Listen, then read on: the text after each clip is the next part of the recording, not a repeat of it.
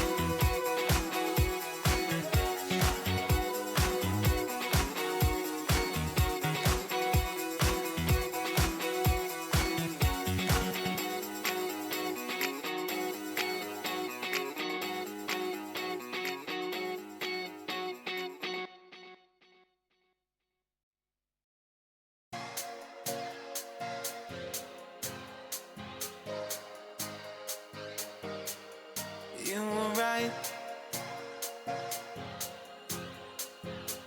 I know I can't get enough of you. Leave it all to bloom. You were right. I know I can't get enough of you. No, the things that I would do under the water, I'm sinking further down, floating on nothing. I'm nothing. Arms are wide open. I'm calling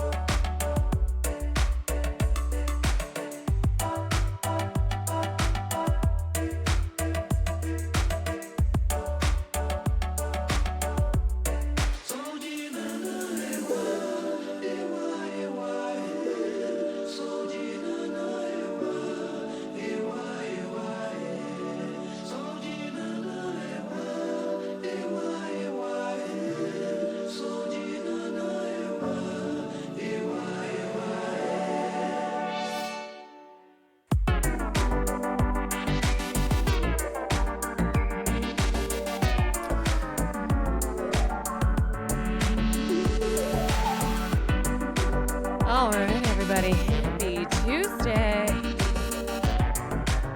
How we doing? Smoky. Smoky.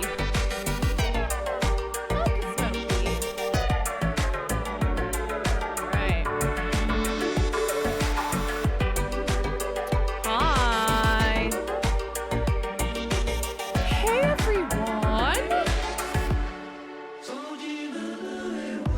Been watching your man at Mrs. Is that where the fuck he is? I thought he was getting me a Labubu.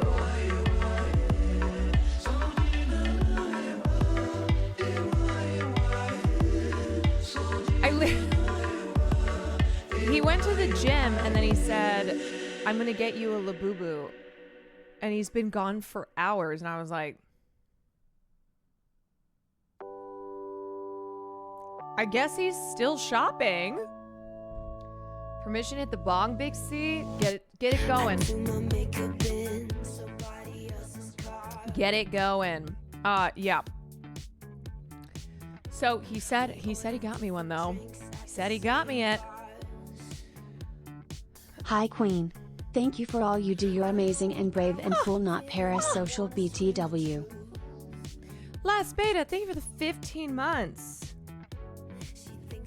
I appreciate you. I appreciate y'all. I'm gonna be honest, what the fuck are Labubus? A Labubu is what you want it to be. You know?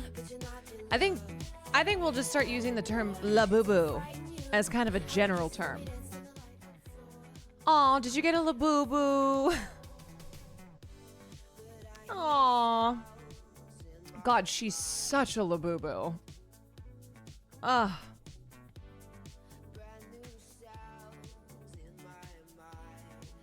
Are you gonna address the allegations? What is it this time? What did I do this time? Let me see. Okay. The F slur and I use it all the time. All that to say, now I know the F slur and I use it all the time. But anyway, okay.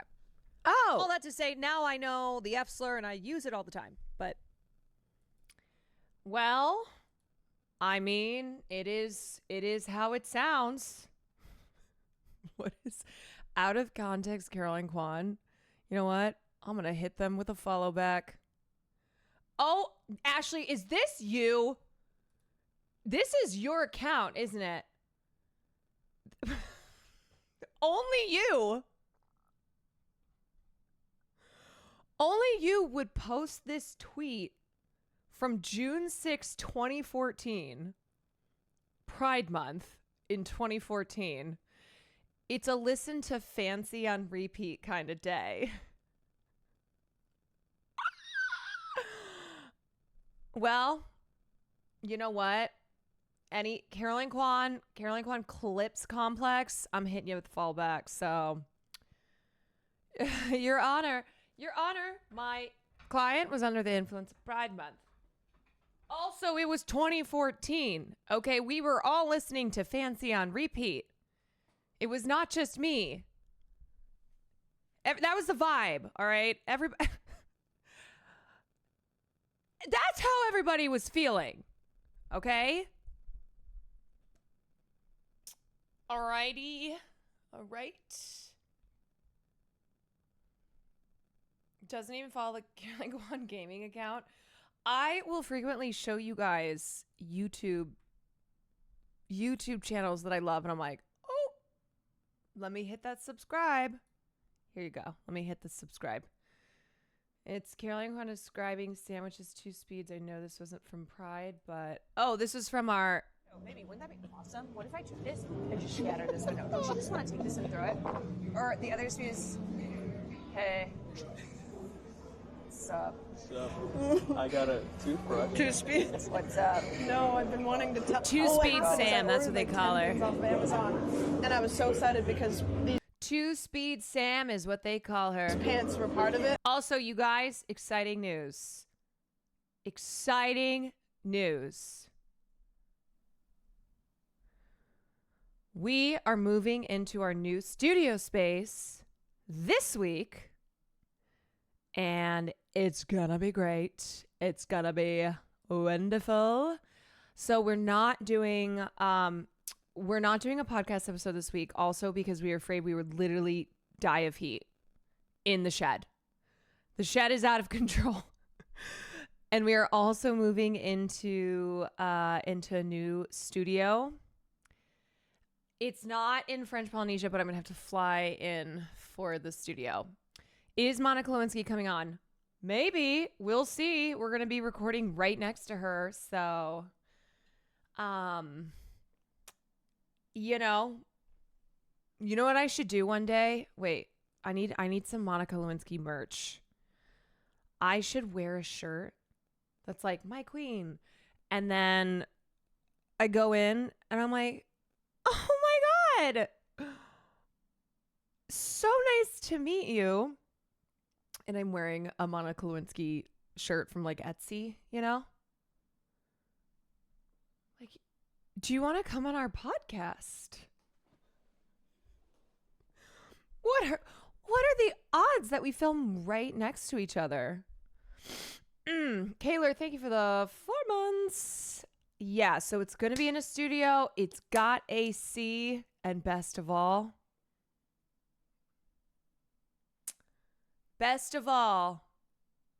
for free. Because Sam and I went, well, we either have to stay in the shed and die or find a space that we can use that we don't have to pay for.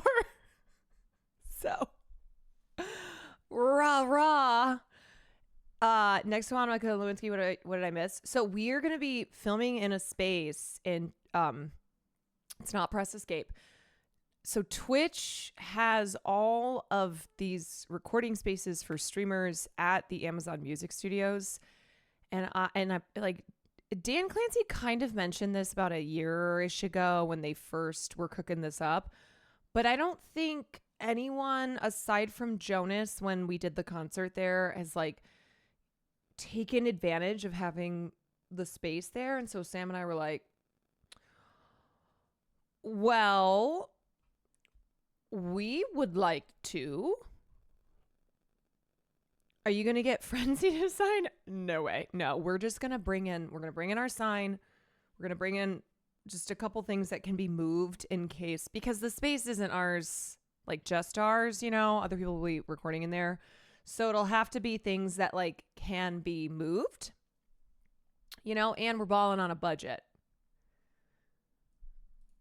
We are balling on a budget. We'll Wait a second. Can you shoot it from up there? Oh, this is our, What if I do this? this was our sponsored stream from last night. Wait, watch this drive. Ready?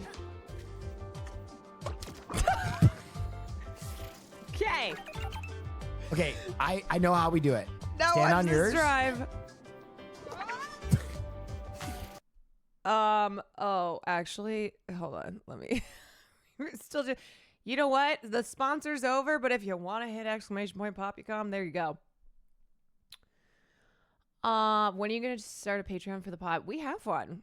We do. We have started said Patreon. Doesn't Monica Lewinsky sell bags? Probably. I don't know. That sounds like something she might do. You know, she's a hustler. Do you know this, Diva? I don't, but I saw this.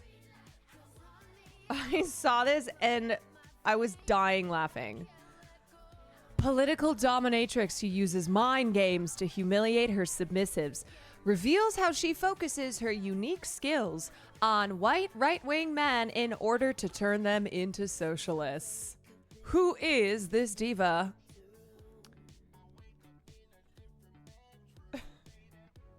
Who is she? And teach us these mind games. I need an interview with a guy who's like, yeah, used to be MAGA. You know, I wanted to build that wall. Hated dirty commies, and now I'm one of them.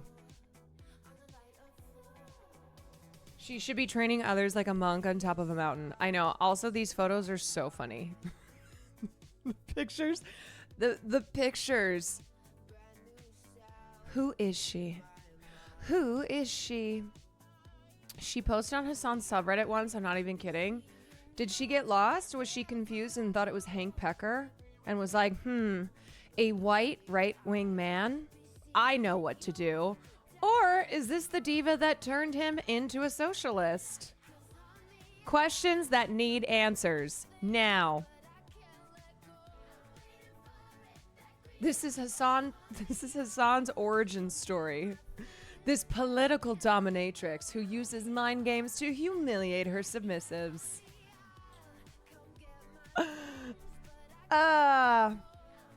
He was right-wing following the footsteps of his billionaire father. You know what's amazing? I've known Hassan for a long time, and I'm always finding out new facts. I'll see things from random strangers on the internet. I'm like, wow.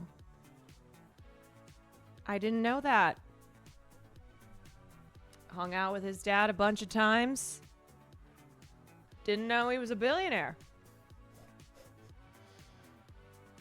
The more you know.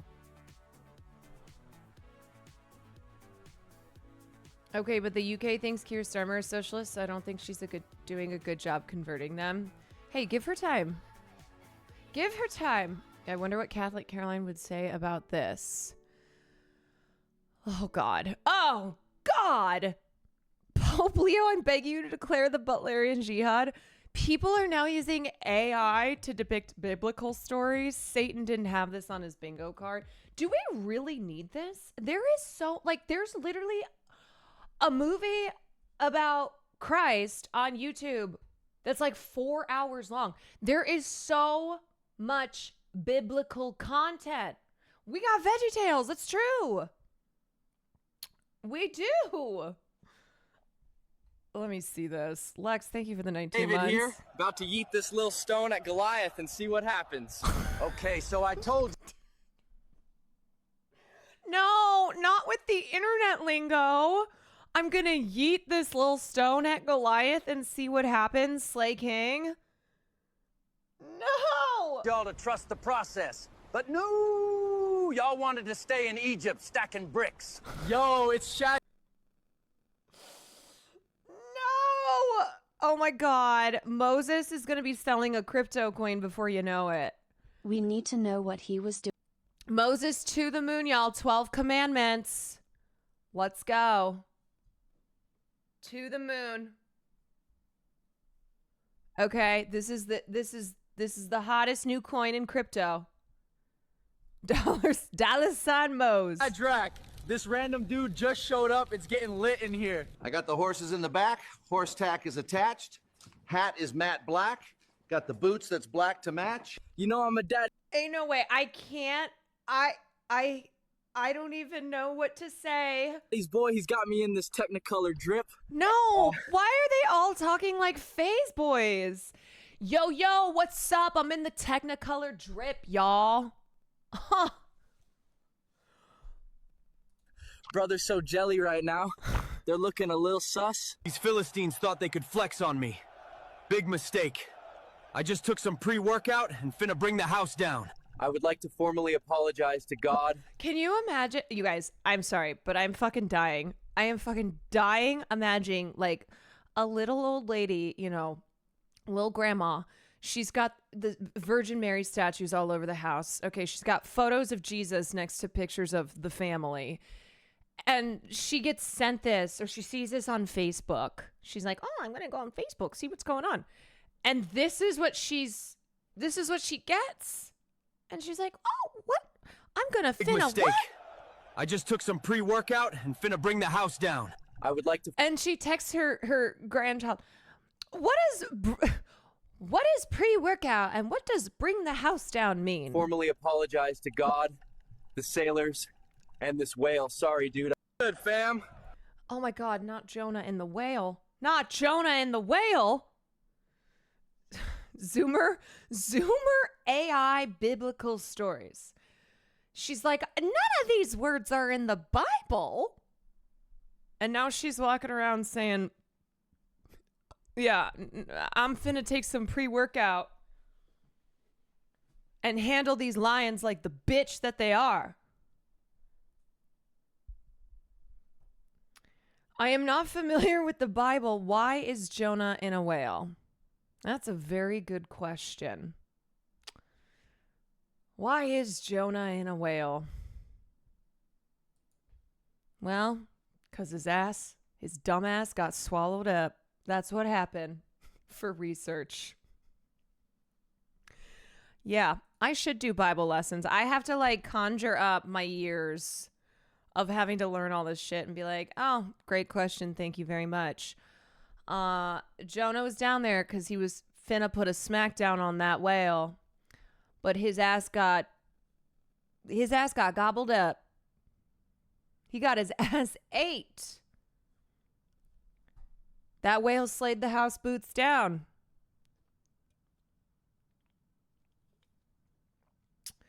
You either Jonah in a whale or Nona in a jail. That's kind of bars.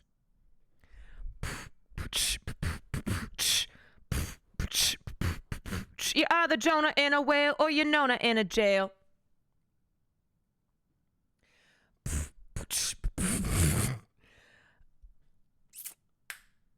How did we get here? I don't know. I do not know. Wait, is somebody posted this? Thou shalt not make unto thee any graven image. This is an abbreviated form of the second part of one of the 10 commandments, which according to the book of Deuteronomy, somebody did a Deuteronomy, were spoken by God to the Israelites and then written on stone tablets by the finger of God. It continues, any graven image or any likeness of anything that is in heaven above, or that is in the earth beneath, or that is in the water under earth, thou shalt not bow down thyself to them nor serve them. I think this was about AI. When they wrote up this second commandment, I think that they had AI in mind. They were like, oh God, one day you're going to have some dumbasses online who think that this is the pinnacle of life. And we got to put a stop to it. No false idols. That's right.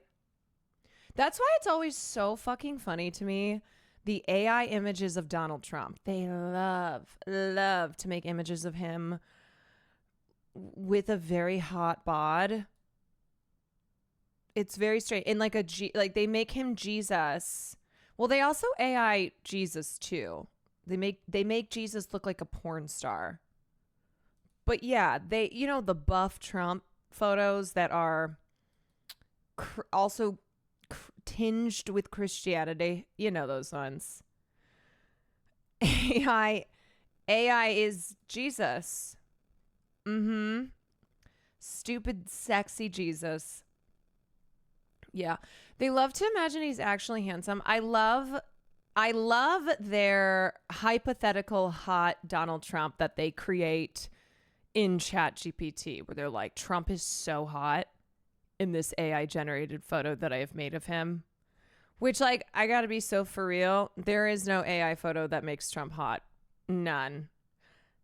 That's how you know you're a real troll. When not even AI can sex you up. The Pitt one, was this at the Gotham TV Awards? This is the beginning of many. Y'all, The Pitt accepting the award for Breakthrough Drama Series. Breakthrough Drama Series. Yeah, I know, that's right. Also, this is how crazy I am. I messaged my agent today. I was like, "Can you get me on the red carpet for the Tony Awards this Sunday?" And he's like, "I don't know about that." And I was like, "Okay, go." And the 2025 Gotham Award for Breakthrough Drama Series goes to The Pitt.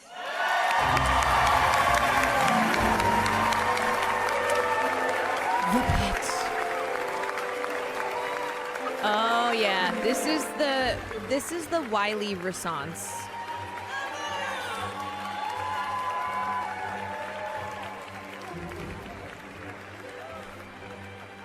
Because, hi everybody, Catherine, Sean, and I are going to accept because we're the only ones here representing You guys, do we think Patti LuPone's going to be at the Tonys? our show this evening. Hogan, thank you for the 2 gifted subs. I was nervous about tonight until our server was ladling gravy over my wife and I, and then I realized what true anxiety is. So now I don't feel nervous at all. How about a And hand that for our server courageous was servers me. this evening? Over black tie. I'm really unprepared for this because we didn't expect to win it. Oh, honey, y'all better expect to win a hell of a lot of awards coming up this season. This show was such a labor of love for everybody that was involved in it. It was a speculative experience. It was a creative endeavor. Catherine Lanasa and Sean Hadassy were huge parts of it. And I'll let you guys speak too, but I want to say we accept this on behalf of our cast and crew. Yay! We're so excited about making a season 2, and we so enjoyed making season 1, and we're so gratified that you enjoyed it. Please. You guys, never kill yourself because The Pitt is going to do a season every year. Oh, just thank you. The whole thing's been a dream, and this is just the cherry on top. Thank you so much. Hawk Trucker, thank you for the 11 months. Then last but not least, the show is a love letter to our first responders, those people who've been in the trenches picking up our broken pieces for the last 5 years without thanks and without a break and without compensation. They're really hurting. They're very fragile, and we need to honor them. This show is a love letter to them. Thank you for hearing it. I'm so excited for The Pitt might be the best show this year next to Andor. You know, speaking of Andor, okay, so I haven't watched it yet because you guys know typically I don't really watch Star Wars kind of stuff, but I did see this queen. Hold on a second. A little earlier this week, I was able to talk to Denise Goff, who is an Irish actress. Many people may know her from Andor. It was earlier this week. That's why I have a different shirt. Soon the Pitt is going to be the only healthcare system in the U.S. Straight up. Like if you need healthcare, you're going to have to be an extra on the set of the Pitt, and they'll be giving it to you in a scene. on, so anyone in the comments, just relax. But nonetheless, we were able to talk to her about her solidarity with the Palestinian people and why she is choosing to take this time to speak out on behalf of those facing genocide. And as we continue the show here, we are very, very honored to be joined by the Irish actress. Many of us know her from Andor, Denise Gough. Denise, thank you so much for being with us. Thank you so much for having me.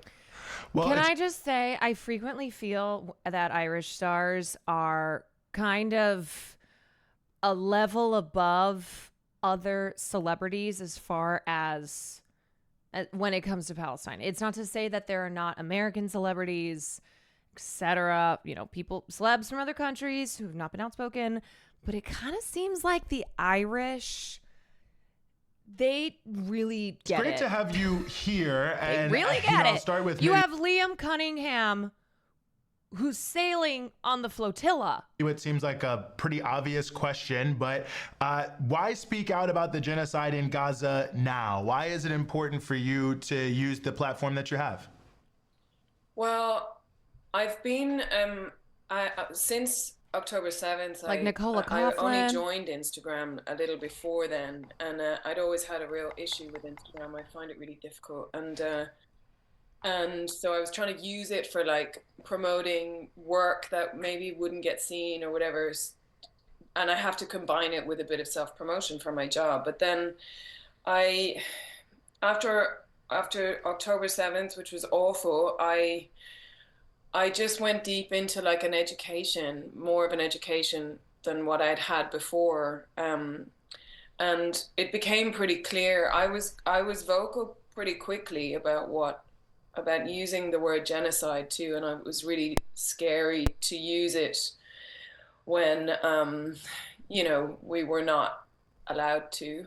It feels like now there is a bit of the tide is turning a bit, and yeah, people are isn't less that crazy? Because she's right in that. I mean, there are still people who are like, "Oh, the G word, how dare you?" But there was a period of time, for a long period of time, that it was only it was a small number of people who were calling it a genocide. Afraid to speak up, and I think that's down to the kind of groundswell of people deciding we've had enough. And if we feel that way, can you imagine what it's like for those poor people under constant attack, So her role is that she's basically a top member of the Nazi SS equivalent in Star Wars. She's like, yeah, I play one of the bad guys here, and I recognize the bad guys. Have a choice, it feels to me.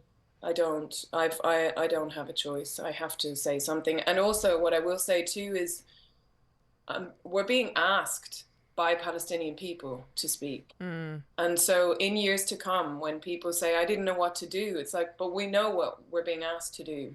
Palestinian people, the videos I see of women standing on rubble with their arms outstretched saying, please, please speak up. So I'm sort of doing what they are asking me to do. That's what I'm doing. Because it's not easy. I will also say that I'm nervous. I'm channeling that boy, Logan Rosas, who used his graduation at NYU to speak up. I mean, here is her page. Yeah, she's posted quite a bit.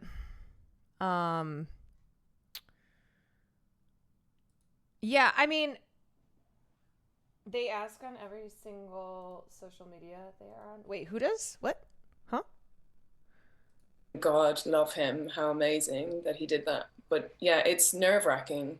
It's nerve-wracking, but it's not even a touch of what is going on for them. Like, No, I think it's also Miss Rachel speaking out and like continuing to speak out and saying, I don't care if I lose money, because that's not what this is all about. This is all about the children. That's why I started doing this. That's how I became Miss Rachel on YouTube to the size that I'm at.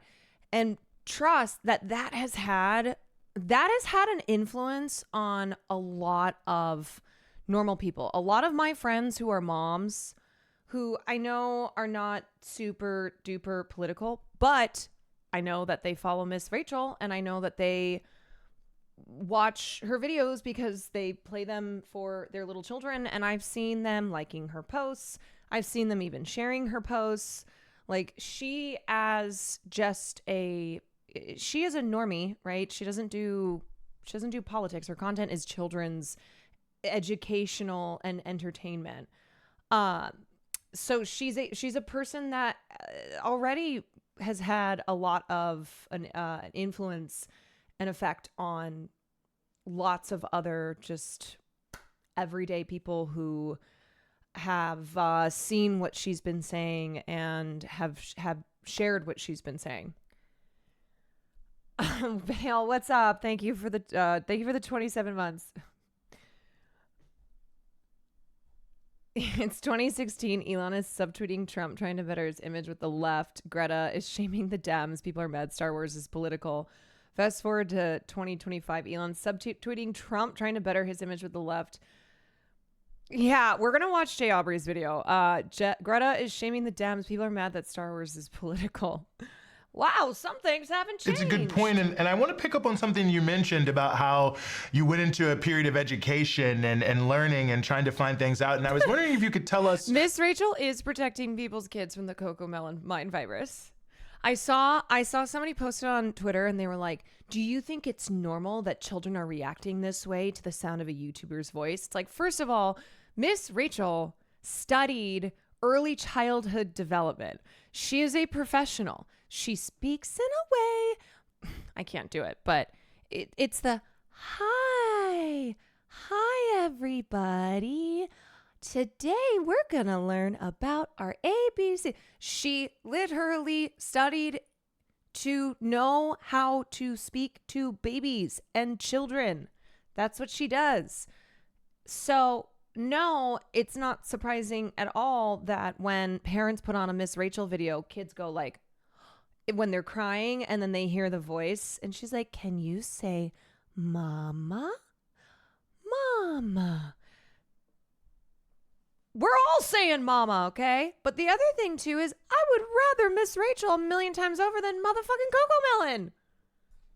I am convinced CoComelon is a psyop. It's evil. Maybe a little bit more about that journey, about, you know, learning about Palestine, how it changed your life, all the things that you were able to pick up on once you started looking deeper. Yeah, so I had done a film when I was 23 called The Shooting of Thomas Herndl, or maybe I was 24, and it was about a young man who was killed by the Israeli army, I think 20 years ago, 30 years ago, and I was out in Jordan, but I was young, and I remember being in Jordan and sitting with a member of the ISM, the International Solidarity Movement, and a member of the IDF, and thinking, this feels really tense. Like, what? You know, we're making a film, so I was sort of trying to make small talk. I mean, my God, and that film taught me a lot. But I was on my own personal journey in my life at the time, so I wasn't politicized yet. And so in the last 19 months, I try to read everything I can read. Like, if you can't handle. Sometimes the history can be a lot to take on. So I read a book like this, We're Not Numbered, which is people's stories. It's really easy to get into The Question of Palestine by Edward Said. This tiny little book by children, Palestinian children, A Million Kites. Okay, because here's the thing, y'all. All right, after October 7th, for people who didn't know anything, which was a lot of people, you either went two ways. Well, three ways. You either just decided to continue not knowing anything and you're like, I'm not going to bother.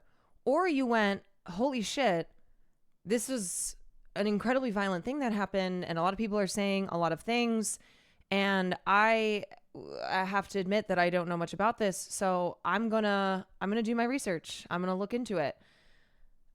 Or you were, you know, you went in the direction of just digging your feet in further and being like, rah, rah, Israel, rah, rah. You know, but for those, here's the thing. And I remember tweeting this out and I got so much shit for it, of course. But I tweeted out where I was like, when you pick up the topic of Palestine, the question of Palestine, and you start looking into the Palestinian history, it does not take long to go, oh my God, I had no idea about any of this, and just immediately recognize that this is a history filled with cruelty and oppression towards this people, you know? And of course, when I had tweeted that, like I was being hyperbolic when I said 5 minutes. It takes 5 minutes of research. But the sentiment being that when you truly care to learn about this population of people, and you're not just you're not just swallowing whatever propaganda you've heard through popular media, right? Through mainstream media and popular culture, where you're like, oh yeah, no, those people, aren't they terrorists, etc. Then you go, holy shit, I had no idea of this really long, heartbreaking history that is, you know, you can see the similarities between when, when the indigenous in North America were colonized, when settlers came here and colonized these lands and murdered and ethnically cleansed the people who were living on the lands. Like, you see those connections and go, oh, that's okay. I can't believe I didn't know this, but now I do.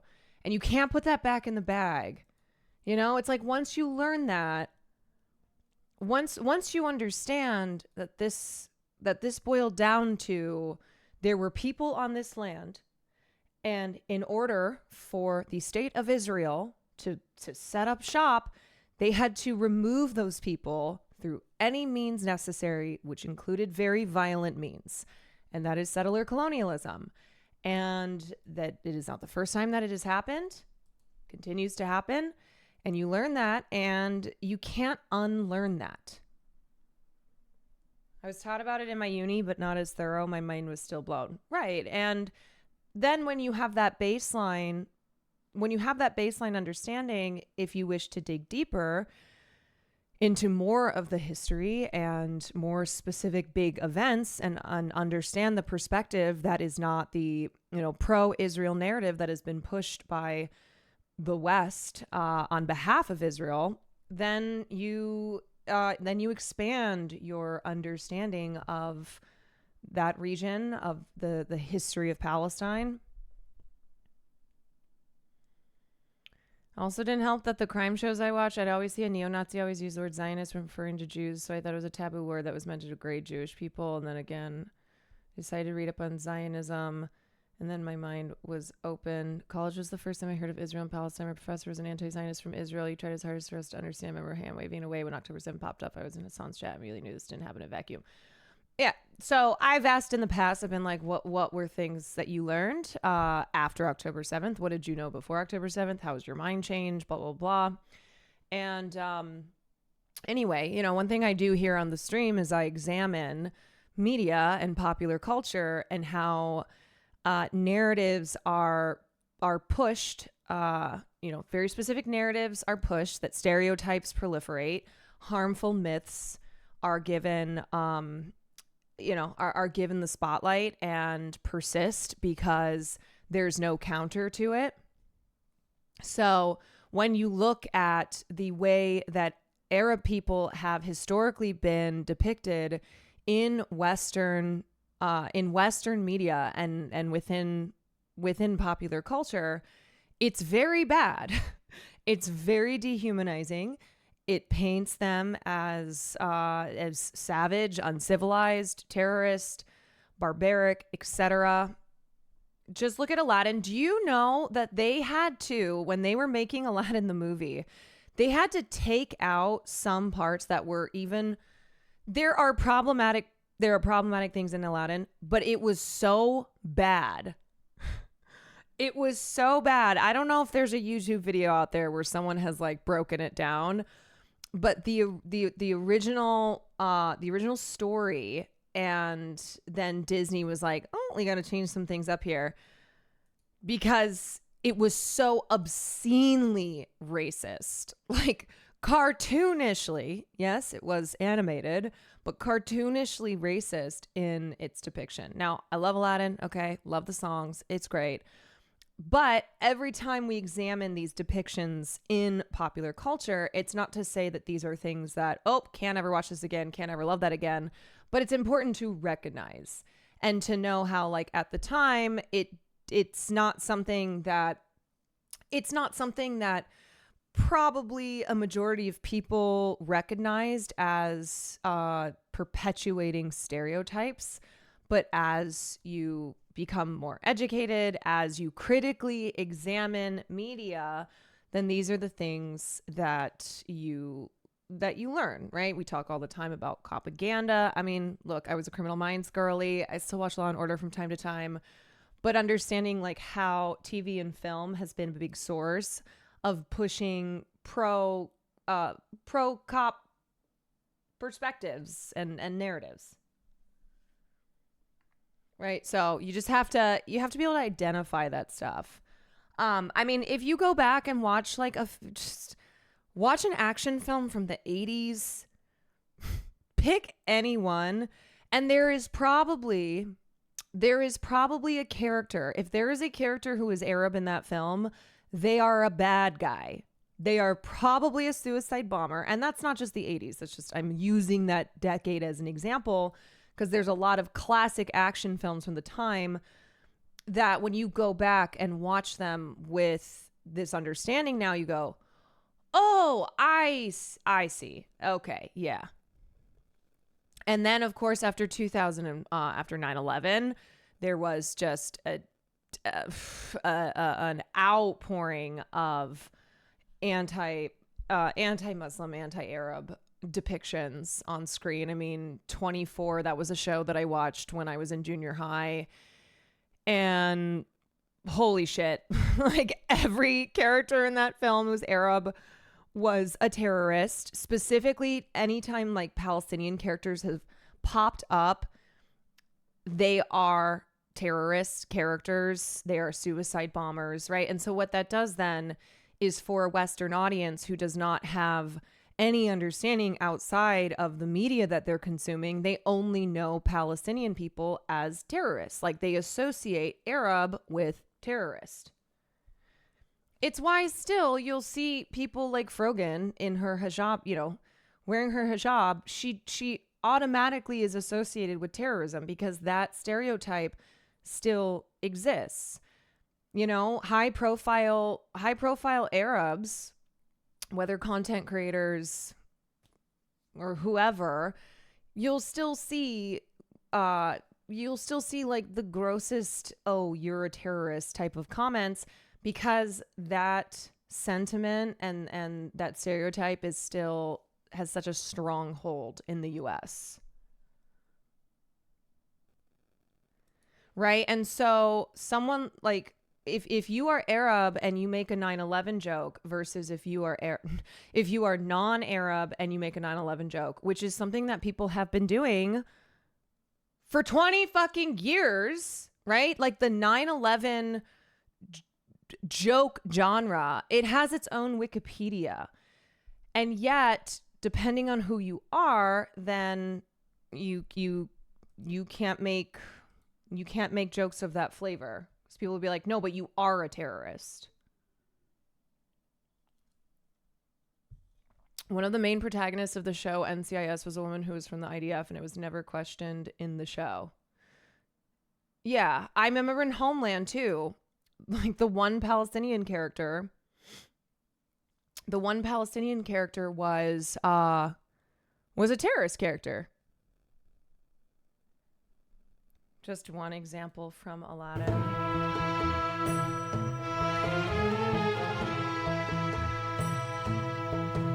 Oh, I come from a land, from a faraway place, where the caravan camels roam, where they cut off your ear if they don't like your face. It's barbaric, but hey, it's home. Yeah, and to be clear, like I said, I love Aladdin, okay? I'm singing Aladdin songs still to this day, but it's just when we watch videos from essayists like Pop Culture Detective, anytime we're critically examining popular culture, I think people are like, "Oh no, does this mean that I can't enjoy any of these things that I used to love, that I can never sing this again, I can never watch it again?" It's like, no, but it's just being able to identify these, identify tropes that are harmful, identify how stereotypes perpetuate, and not all tropes are bad. Not all stereotypes are bad inherently, but it's just like looking at the history of popular media in the United States and learning how it has shaped and, it reflects the beliefs of the masses, but also has the ability to shape those opinions. And remember the whole Abu thing with The Simpsons, and people went crazy over that, where they were like, "What? How dare you point this out? Who was the guy again? I can't remember his name. He made like a documentary, or no.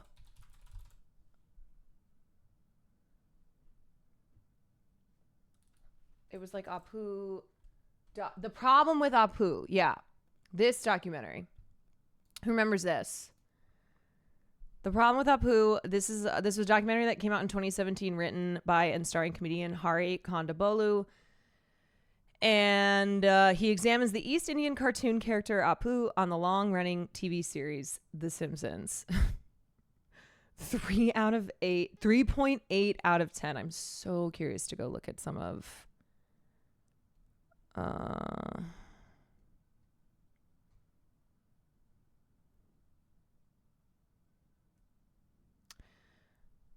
tries to bring down the very thing he's making money on. Silly. Hypocrisy? Well, Indians stereotype foreigners in their movies with an awfully Hinglish accent from a Dak.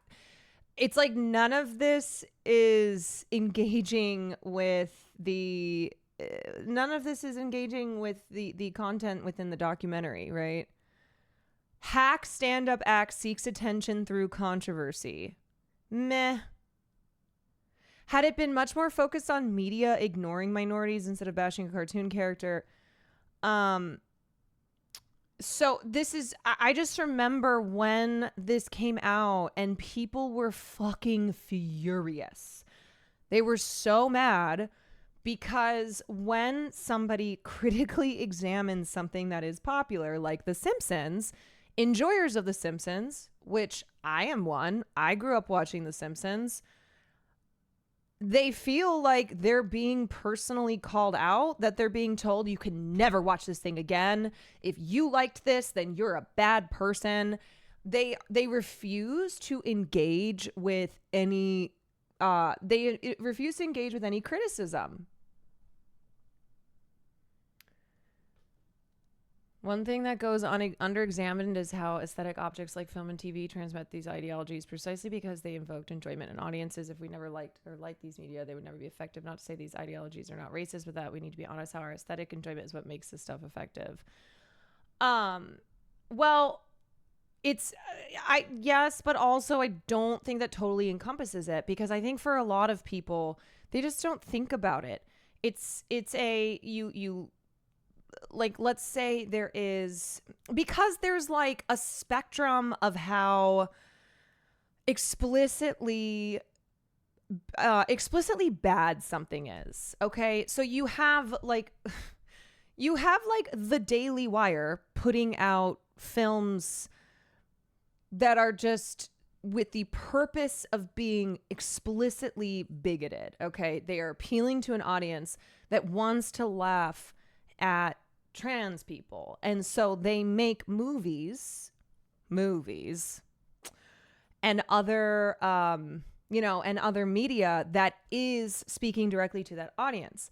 But then it's like when you look more broadly across film and television and other forms of media and look at other problematic depictions of, just LGBTQ individuals, or the community will say largely, not all of it is like with the intention of being bigoted and producing, producing, like making things worse for marginalized folks. A lot of times it's because of just ignorance, because things are so normalized, because we progress, right? We progress, we regress, but we progress. And so these are things that we learn, and we look back and examine the depictions of marginalized people in popular media, and we go, oh yeah, that wasn't great, the representation being so poor because representation was not a thing that was really being pushed for. And a lot of the gatekeepers for so long would just refuse to depict any stories that were not with white characters, white families. And that's something that, even though, yes, a lot of the gatekeepers in Hollywood are still old, white, and male, you have more people working as writers, as directors, as performers, etc., who are trying to expand, expand what it means, like who gets to be a filmmaker, whose stories are shown on screen. And that's how when we are exposed to a diversity of people and of stories, that's how we progress. And that's how we look back and go, oh yeah, representation still has a way to go, but for most of the existence of the film industry, it's been pretty shit. Culture and comedy is always evolving. What was once funny isn't anymore. Good comedians adapt. Yeah, it's adapting to the times. And of course, there are reactionaries who will say, oh, that means that you can't make jokes anymore. It means that you can't make jokes. But it's like, are those jokes solely jokes at the expense of marginalized people?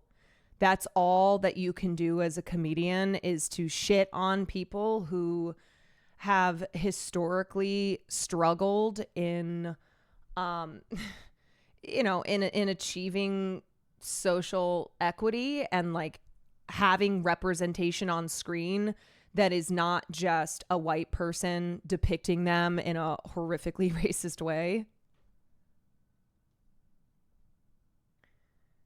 Oftentimes, mainstream rep lags behind, which speaks to baseline conservatism in said mainstream. Yes, it can take time. It can take time for representation via mainstream media to catch up to where we are as a society, right? Like a lot of times when you would see these pockets of progressive representation, of like more diversity, it was coming in the form of independent projects. And still, like a lot of international film, just indie works that were not held back by the massive studio structures that were not open to certain people getting to tell certain stories. Okay, let me backtrack a little bit. We were here. We were talking about Andor, yeah. And there are actors and filmmakers who, when they look back on their work, they will go, you know what? This is something that I would not do today, because this is not something that I put my name on any longer. Like, I recognize that this role that I played was harmful. And often that is white performers, right? We see examples of this with white performers who played non-white roles. You know, it's like, yes, I took an opportunity from somebody who historically has been shut out of creating, creating this kind of work. Yeah, I mean, Emma Stone said that when she was cast in Aloha. She's like, yeah, it was bad. I'm sorry. I would never do that again. Like, I recognize now why I shouldn't have done that role. We appreciate the growth, but just blaming people for being woke who are criticizing you is really a self-report. Yeah, you know what ultimately comes down to? People equate criticism,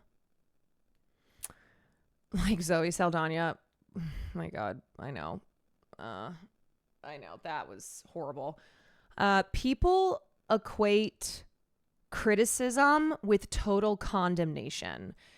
And I've said this before, but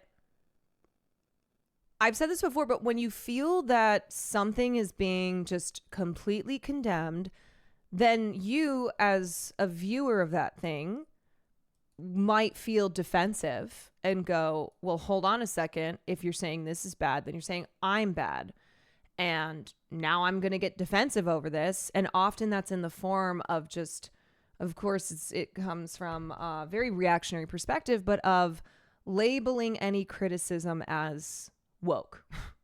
You're too woke. You're too woke, and I don't like it. Because they have no ability for any type of nuanced conversation around the media that they consume. They're like, nope, I don't want to be challenged at all. And if I am being asked to critically examine anything I consume, then I'm going to be really mad about it.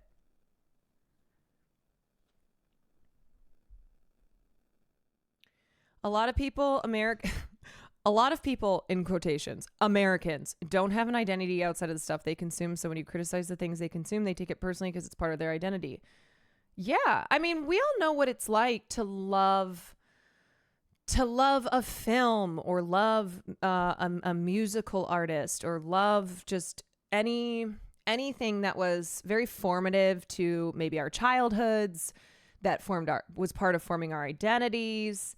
And I think that chatter is using Americans, one, because a lot of this discourse around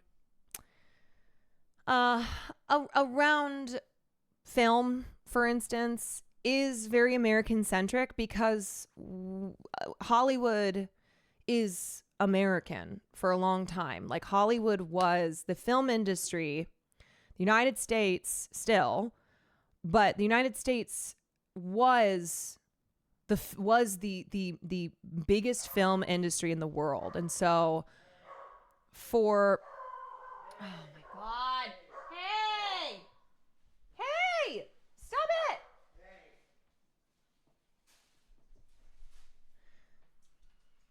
Hey. Oh,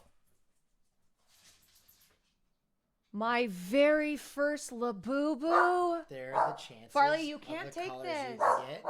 You have these really fun colors, and then those really colors. Oh, okay. I didn't know what clothing to buy you. Farley. Naughty boy. He's going to try to take this Labubu from me. Mel Callie, thank you for the tier 1. Pop it open. Okay, I will. Kids Store, thank you for the 20 months. Legit, thank you for the gifted sub. So, exciting macaroon, the monsters. You're going to go in a bathroom. Life is like a box of chocolates. You never know. What? Oh, you never know what you're going to get. Okay. Show us the options. Here are the options. You can kind of see. You can kind of We're see hoping before the for the camera secret focuses. one. Okay, we want a secret one? Yeah. So where'd you get this? Secret? Secret. Secret? People will go buy it out. Okay, all right, I'll keep it a secret.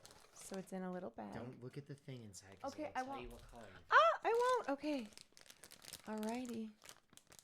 First Labubu. My very first Labubu. What if I get the bad one? Can I give it to Farley? I'm just kidding.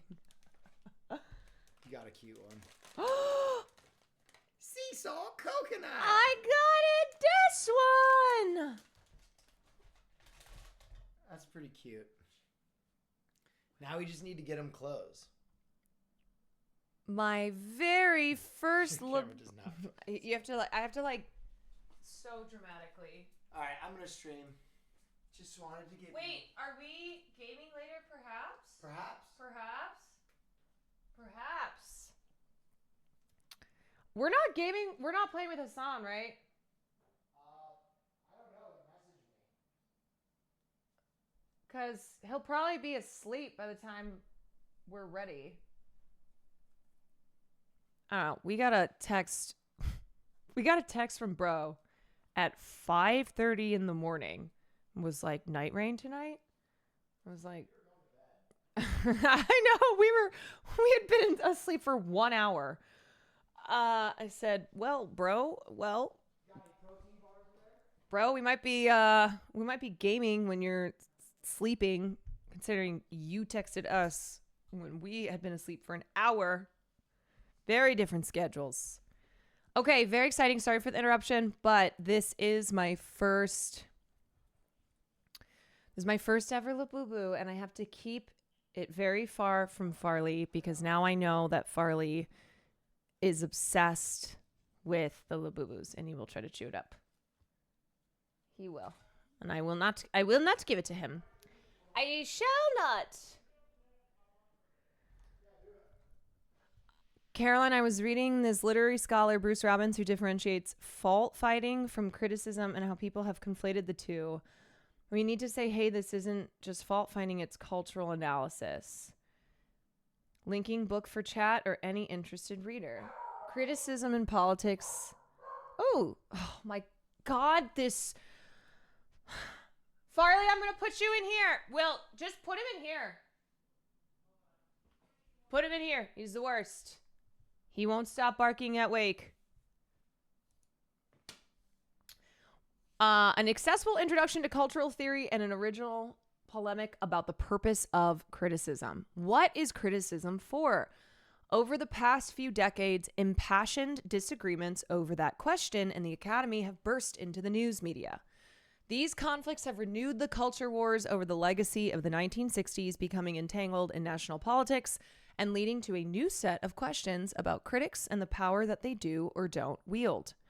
Re-examining theorists from Matthew Arnold to Walter Benjamin to Frederick Jameson, Stuart Hall, and Hortense Spillers, Criticism in Politics explores the animating contradictions that have long propelled literary studies, between pronouncing judgment and engaging in philosophical critique, between democracy and expertise, between political commitment and aesthetic autonomy.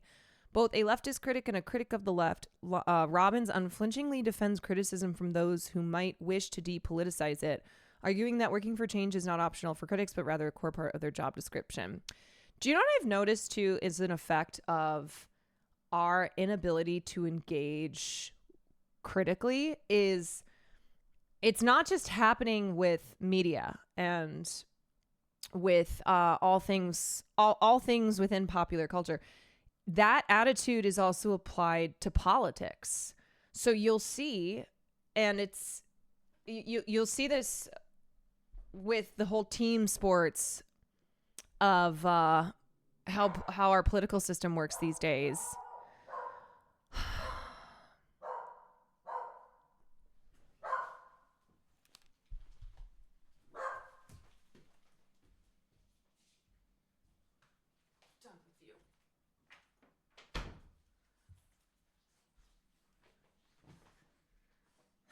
I'd be barking for Wake too. You know what? I get it. You might be barking at Wake in a bark type of way, but it is so distracting. So you are being silenced now. Enough.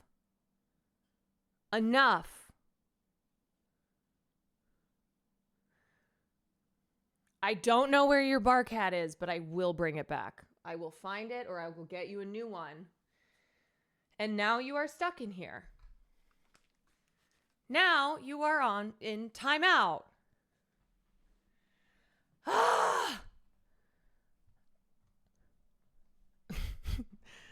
Caroline about to do the overdramatic Sarah speech to the baby at the beginning of Labyrinth of the Goblin King. Yeah, I'm going to give you away to the Goblin King. David Bowie is going to come take you. You remind me of the babe. What babe? The babe with the voodoo, hoodoo. You do remind me of the babe. Should I put on... Wait, actually, hold on a second. And then I swear we will return to the rest of this interview. But...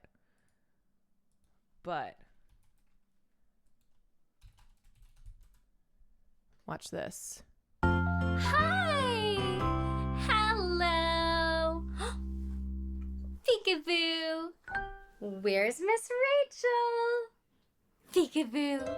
Can you do that?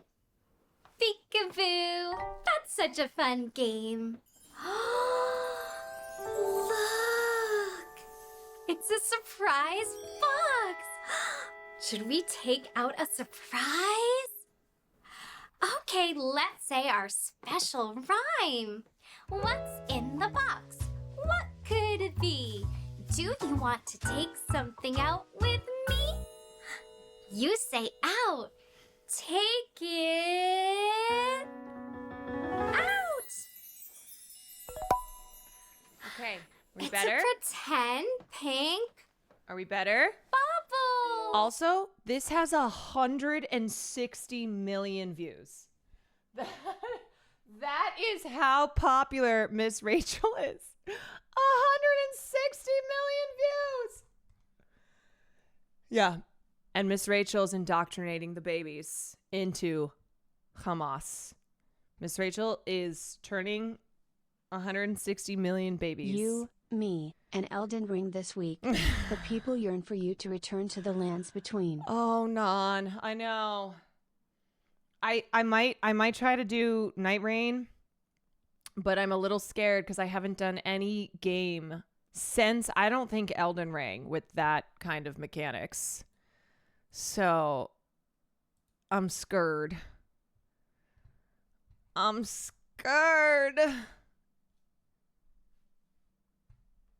But I need to. I know. Why did Austin... Hold on a second. Oh my God. Wait, one second. Austin Show called me. Let me just make sure he's fine. You want more, Miss Rachel? Yes, I am on stream, my love. Okay. Okay, bye. Okay, anyway. Anywho, we were talking about criticism, blah, blah, blah. Yes, so it's bad. It's bad when we are not when we are not able to engage with media critically, because that trickles to every aspect of our lives. And you'll see this with the team sportification of politics. Kamala is brat, right? How dare you say anything about our queen? How being critical of politicians now is something that we shouldn't be doing, which is crazy. That is something we should be doing all the time. I even see this towards AOC, you know? It's like, I get it that I get the whole AOC thing, but at the same time, the sentiment of like, don't ever criticize AOC. No. That's not good either. That's not good. There are things that AOC does deserve to be criticized on, and she needs to hear that criticism. Okay. Here we go. And Back to I this. watch everything. I try every week to watch something because it's a lot to take on. We have to look after ourselves to be able Also, to Nadre, thank you bear for tuning in. witness. So I can't watch everything all the time, but I try to read 20 or 50 pages a day of a book that educates me. I watch a documentary. The most recent I watched was Voices from Gaza, which was made in 2014. It's devastating. You're essentially watching people live in a concentration camp. It's terrifying. Also Ambulance, which was made many years ago. Everything to teach me how long this has been going on. And so education is key. And also I follow, now that I'm on Instagram, I follow people like Norman Finkelstein, who's a leading voice as an American Jewish man who lost his family in the Holocaust. Gabor Mate also. I seek out voices more educated, more informed than me, because I'm just a person who happens to have a modest Instagram following and who is in the public eye slightly. How do normal people? How do normal people not realize inherently media, art, music are always espousing a message, political, basic values, etc.? Because a lot of people just want to engage with stuff on a surface level. This is what I mean, where they don't want to feel challenged. They don't want to engage below the level of, am I entertained? Are you not entertained? You know? It's shutting your brain off and consuming. And trust, I have those things, right? When I need to shut my brain off and just watch something. That's why I watch Miss Rachel. I'm just kidding. But they don't like feeling any level of discomfort, true. The things that people like, they never want that to be challenged. Okay? We see that all the time with stan culture. We see how, God forbid, you do not wholeheartedly obsess over an artist in the way that people who are stans of them do, and they'll come for blood.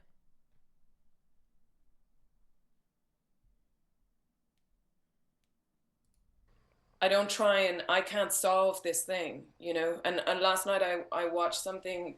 Gabor Mate gave a talk, and he said that before Jesus there was a Jewish sage called Hillel, and he said, the task is not yours to finish, the task of healing the world, but neither are you free not to take part in it. And it really struck me. I'm a human being. I'm not a politician. I'm not as educated as Gabor Mate or Norman Finkelstein. I don't have as much influence as many, but I am a person, and I'm finding it really, really hard to do nothing. So I have to do everything I can do. Because, you know, I don't have children, so I'm not going to have my children come to me in years to come and say, what did you do? I'm going to have me in the mirror. I'm going to be the person asking that of myself. And already I feel like when my children come to me and they say, what did you do? And I say, I took a shit on Gal Gadot's star on the Walk of Fame. Like I don't do enough. And I have to be careful of expecting too much of myself. Okay, you can get down, but you're not. But I do know, like when I look at Ireland, for example, like Ireland has been incredibly vocal and supportive from the get-go and throughout history. I think because our own history is so linked. I only found out recently of that history. Like the Black and Tans who were employed to terrorize Irish civilians after the War of Independence were then sent to Palestine. So we were terrorized by the same army.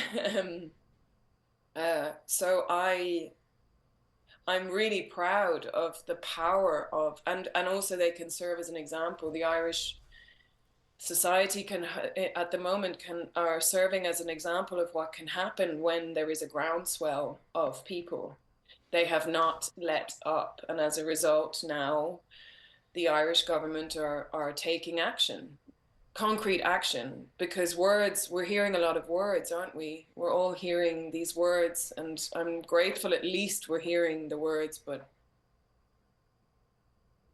people can change things, but we need people.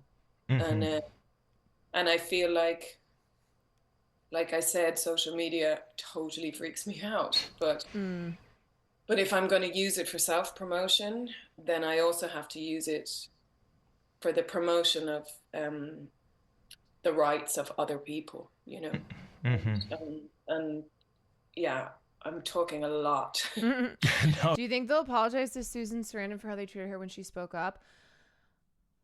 On an individual basis, no. Do I think that one day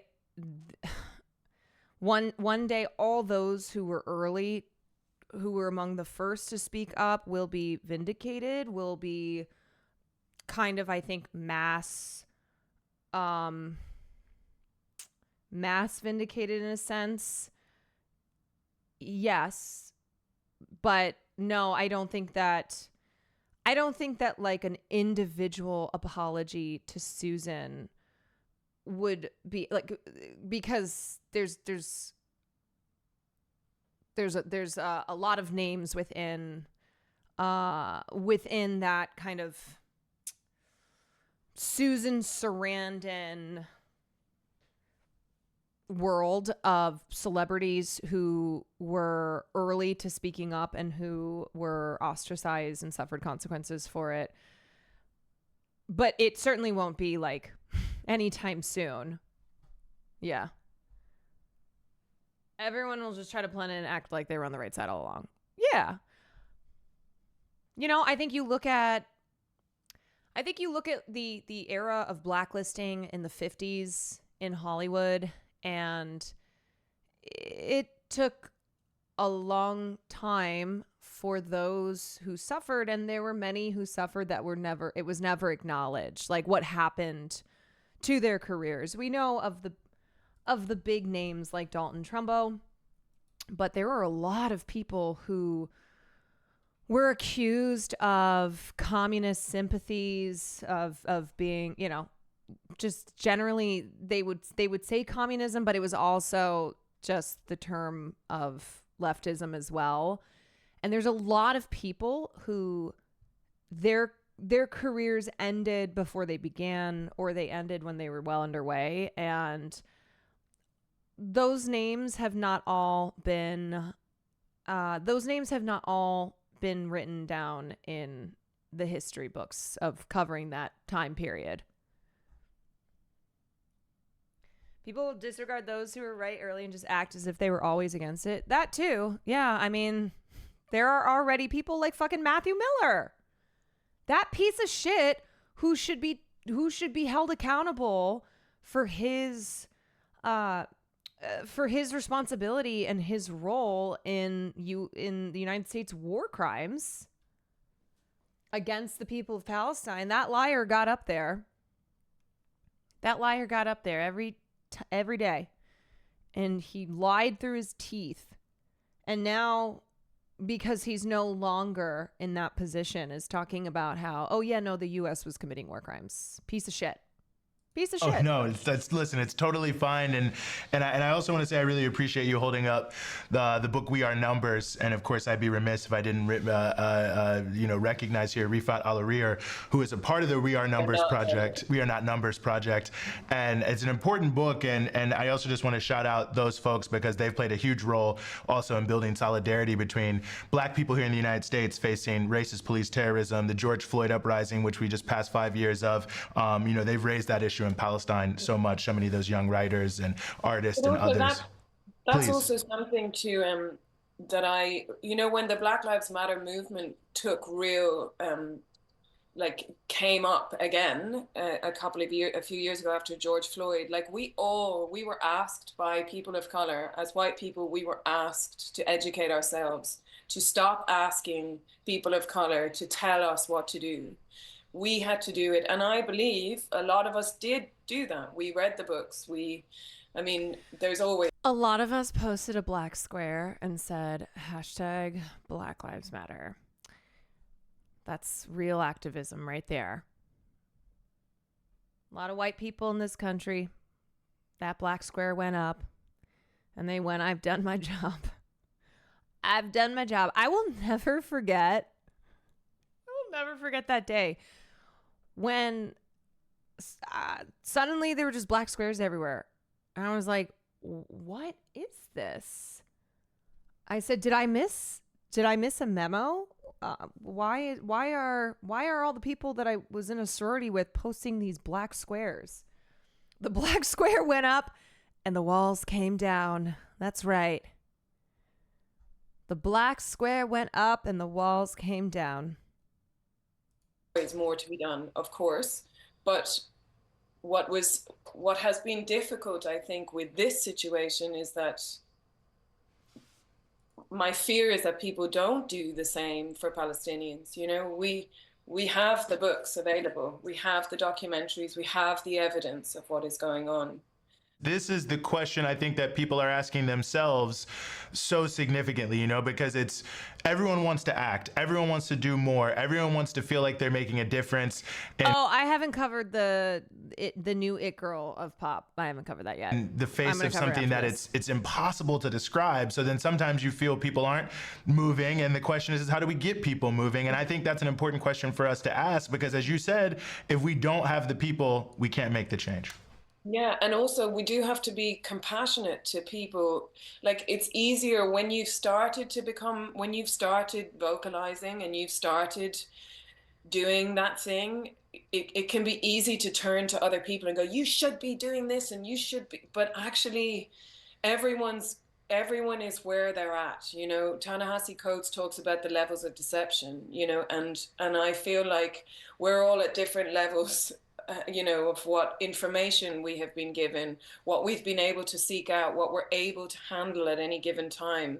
You know, I get messages from people saying, you know, I've got 3 kids and I work a full-time job and I just don't think I can take that level of intensity. And I want to say to them, I get it. I understand. I don't want to say to anyone, you should have been here sooner. Just show up when you can, like, but please make it soon.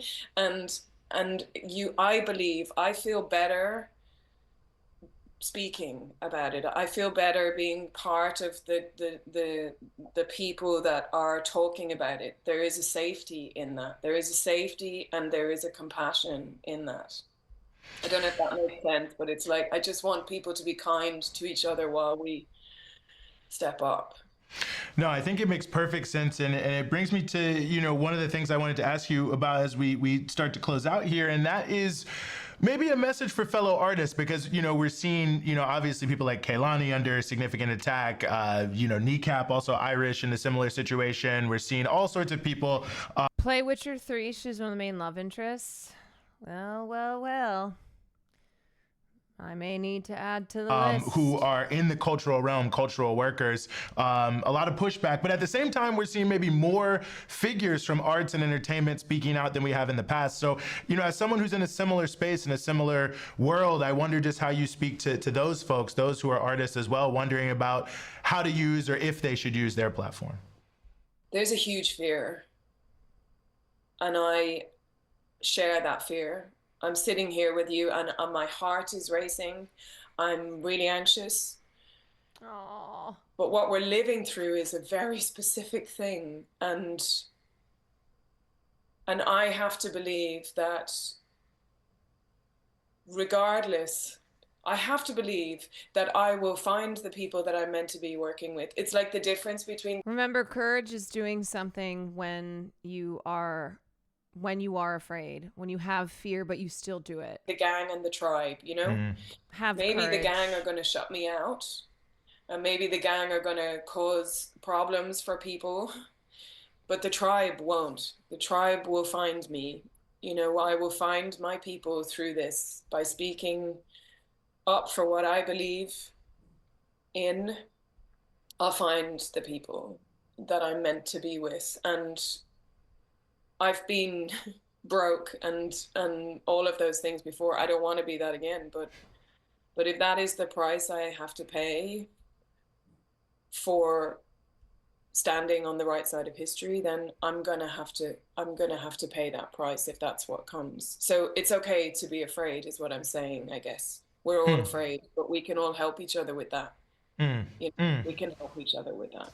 That's so important. If that's like helped people to come forward or not, I just know that it's better to be on the right side of history. Yeah, no, I think that's right. I think listen, there's a saying about some of these things: when you put yourself out there, if you're not a little afraid, then that's when you know you're in trouble. Because if you're taking a risk, it's good to know you're taking a risk and not to be doing something, just to be doing it. But yeah, I appreciate that. And just to finish, it's like, isn't there a quote like, speak even if your voice shakes? Didn't somebody say that? It sounds right. If I don't know who it is, but whoever it was, they were very sound of mind when they said that, because I think that's the most important thing. That is a quote by Maggie Kuhn. Wait a second. Who is this lady? Maggie Kuhn. Okay, she formed the Grey Panthers. All right, this woman seems incredible. At age 65, when many people prepare for quiet years, Maggie Kuhn embarked on the greatest adventure and most important work of her life. In 1970, forced to retire from her career with the Presbyterian Church at age 65, Kuhn and a group of her friends in similar circumstances organized and founded an organization which became the Grey Panthers. The org was created to work on issues of concern to the elderly, such as pension rights and age discrimination, but also to concern itself with larger public issues such as the Vietnam War and other social concerns. At the core of the Grey Panthers' message was that older people needed to seize control of their lives and be in the active world working for issues in which they believed in. Yo, that is a based ass grandma right there. That's how I want to be as a grandma, even if I don't literally have grandchildren. As an old lady, you know what I mean? Grandma, I think, is just, it's a general term. Kuhn's candor, charisma, and lively approach to the needs and problems of the old drew major media attention, and the group was successfully launched, coming to represent in the public mind that power and energy that the elderly can represent. Kuhn fought off efforts by everyone from politicians to the managers of nursing homes to treat the elderly like amusing children, instead insisting on a place at the table and voice in decision-making that affected the lives of the old. Kuhn's advice to activists interested in creating social change shows the strength of her convictions. Leave safety behind. Put your body on the line. Stand before the people you fear and speak your mind, even if your voice shakes. When you least expect it, someone may actually listen to what you have to say. Well-aimed slingshots can topple giants, and do your homework. Kuhn, who continued to play a role in the Grey Panthers until her death at age 89, is considered by many to have started nothing less than a contemporary cultural revolution, both in terms of redefining the meaning of age and through her insistence on young and old together. She and the Panthers have been directly instrumental in enacting significant national reforms, including nursing home reform, ending forced retirement provisions, and combating fraud against the elderly in healthcare. She authored several books and an autobiography. How do I not know her? Maybe I've come across her name before, but no. How is Maggie Kuhn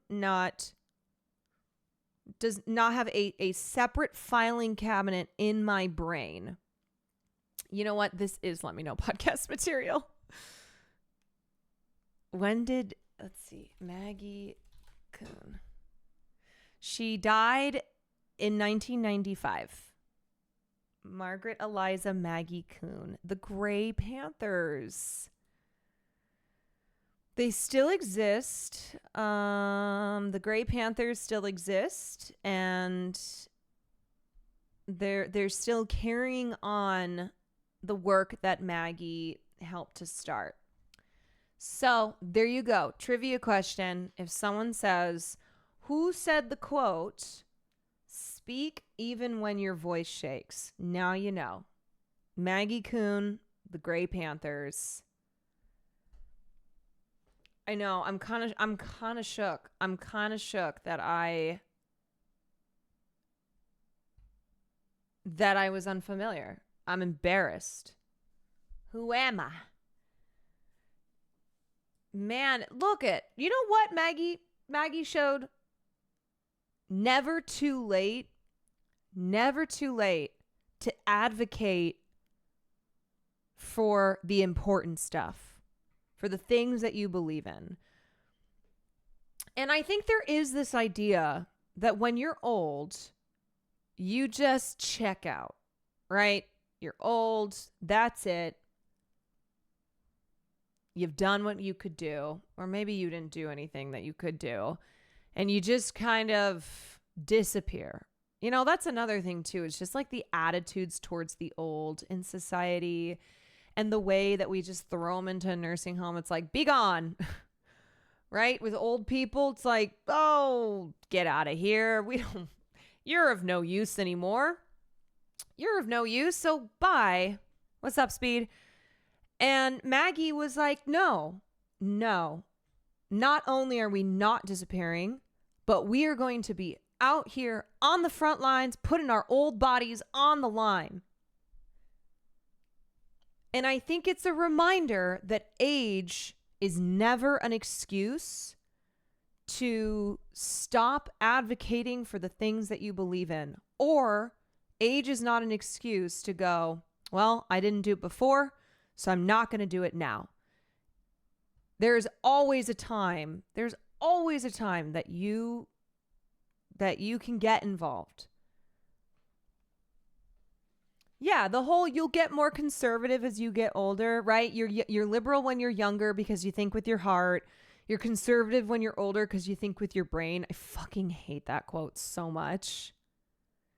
Hate it. Hot take, old should help set up young, but yeah, we shouldn't throw them away either. No, that's not a hot take.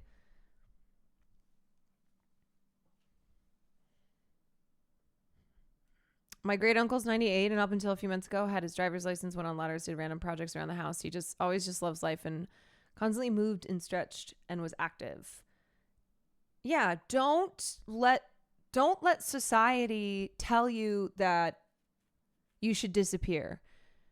But also, as an old person, stop getting more conservative because you've gotten older. It's not an excuse. And I think this has been important, and I really appreciate that we have found you, that you were willing to find us here and Breakthrough News. And Denise, we really, really appreciate you joining us here on the show. Thank you so much. Thanks. Look at David Attenborough still running around doing advocacy. Yeah, there are plenty of examples to use of people in their old age who are still out there, and they have not stopped doing the work. You know, I think what I especially love about Maggie is that she did this when she was in her old age. She formed the Grey Panthers because she as an old lady was recruiting other old people to get active, to be advocates for themselves and also for these larger societal issues. Okay, you guys, maybe you get more conservative if you get a head injury when older, but otherwise, nah. We do see that all the time. Is like, I don't know about y'all, but I've experienced this within my family where I've noticed even my liberal family members becoming more reactionary. And I kind of go, is this because you're over the age of 65 now? What's happened? What's going on? Do you turn 65 and they're like, yeah, by the way, you got to do this now.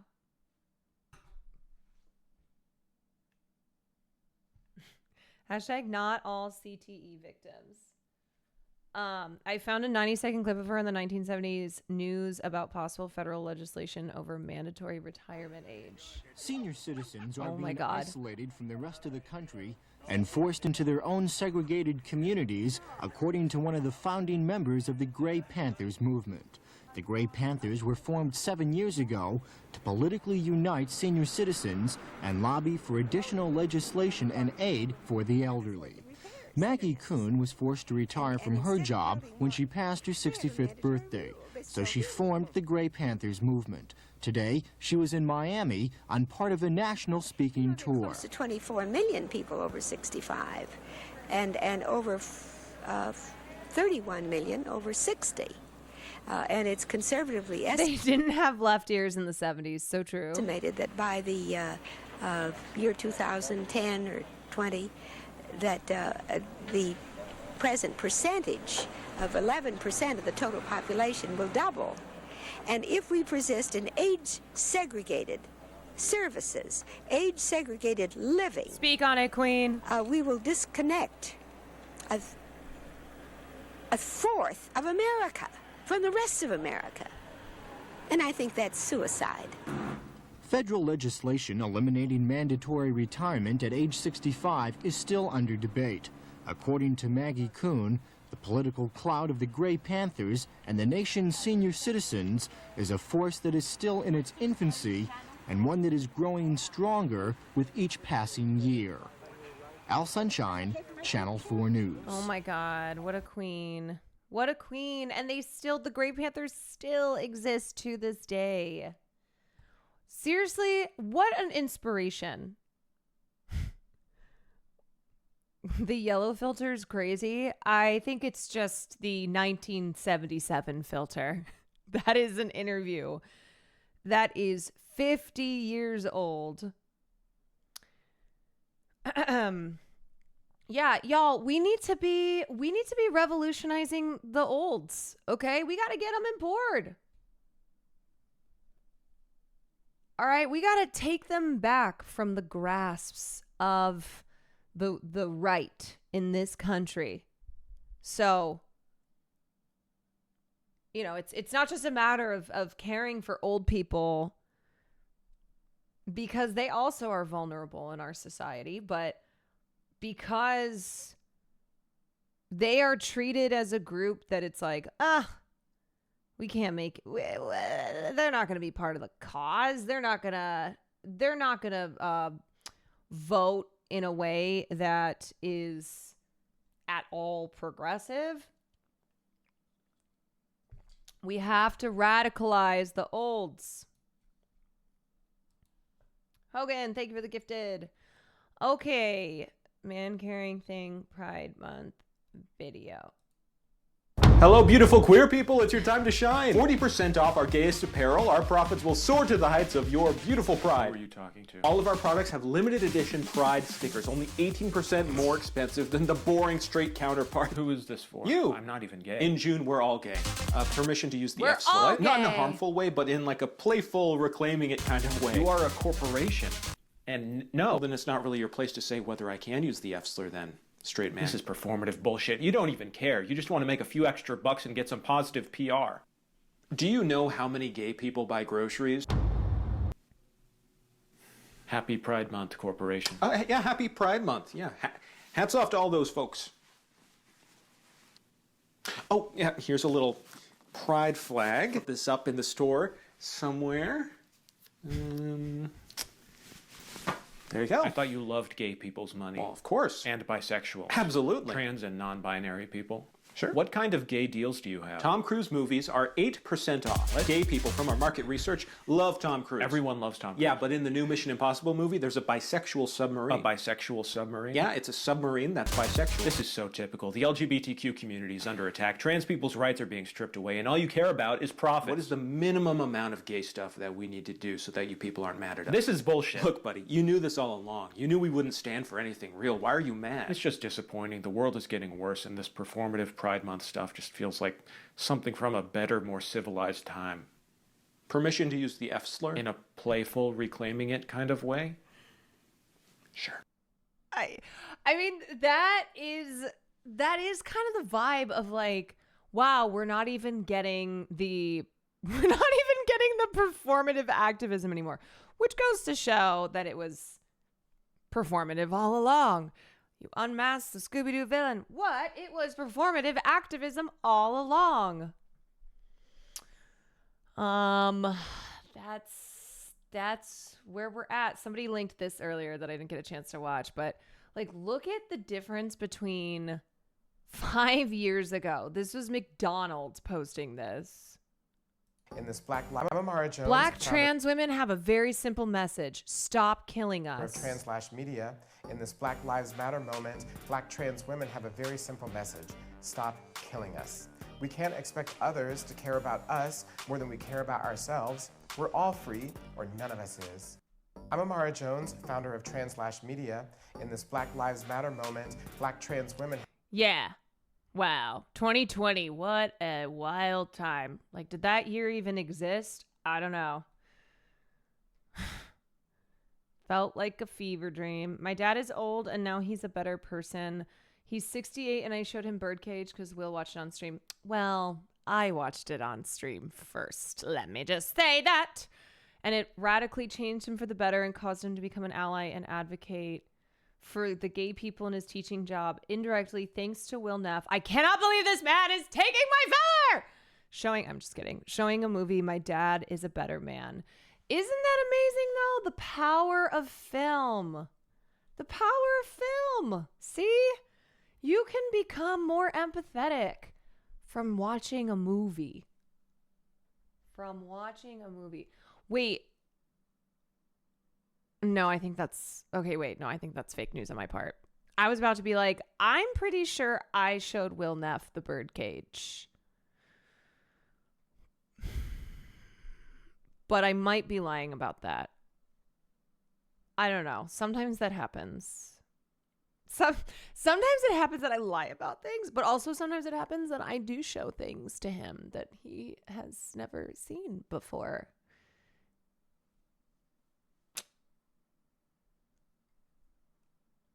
So I'm gonna take credit for that. Did you show Austin the Birdcage? I haven't. You know what? I'm so curious. I want to sit down and ask Austin. I want to be like, what gay movies have you seen? And I don't mean those kind. I mean, have you seen The Birdcage? Have you seen Tangerine? Like, what LGBTQ representative films?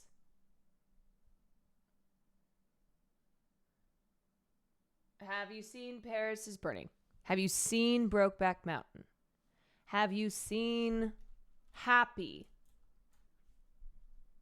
Oh, you're gay? Name every movie. Oh, yeah? The internet to... I changed my answer. Caroline changed my dad for the better. Thank you, Borg Jones. Thank you. No, I am obviously being silly, but, you know, that is why I love movies so much. Austin Show, have you seen Portrait of Lady on Fire?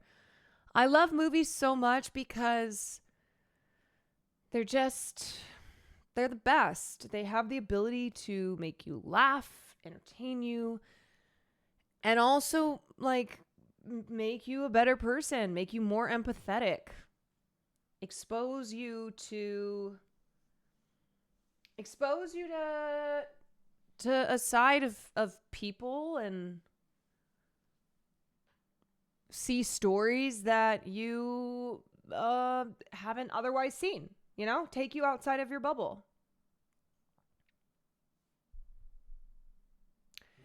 Yeah, I forgot Austin Show hasn't even seen Mean Girls, so I really should temper my expectations. No, wait, hold on. Oh, wait, Death Becomes Her. I know he definitely hasn't seen, because when we were at dinner, he was like, Christian, is Death Becomes Her good? And I went, ah! And I think he was talking about the musical, but regardless, I know Austin Show for sure has not seen Death Becomes Her.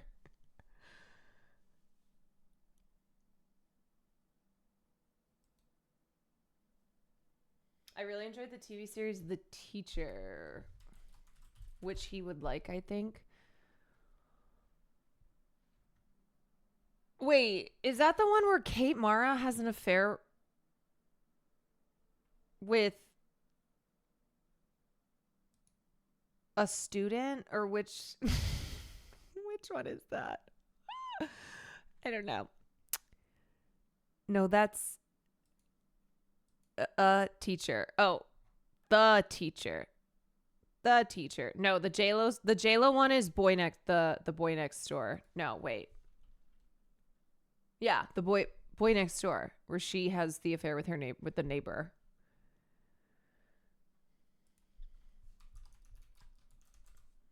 Right? Okay, we're going to talk about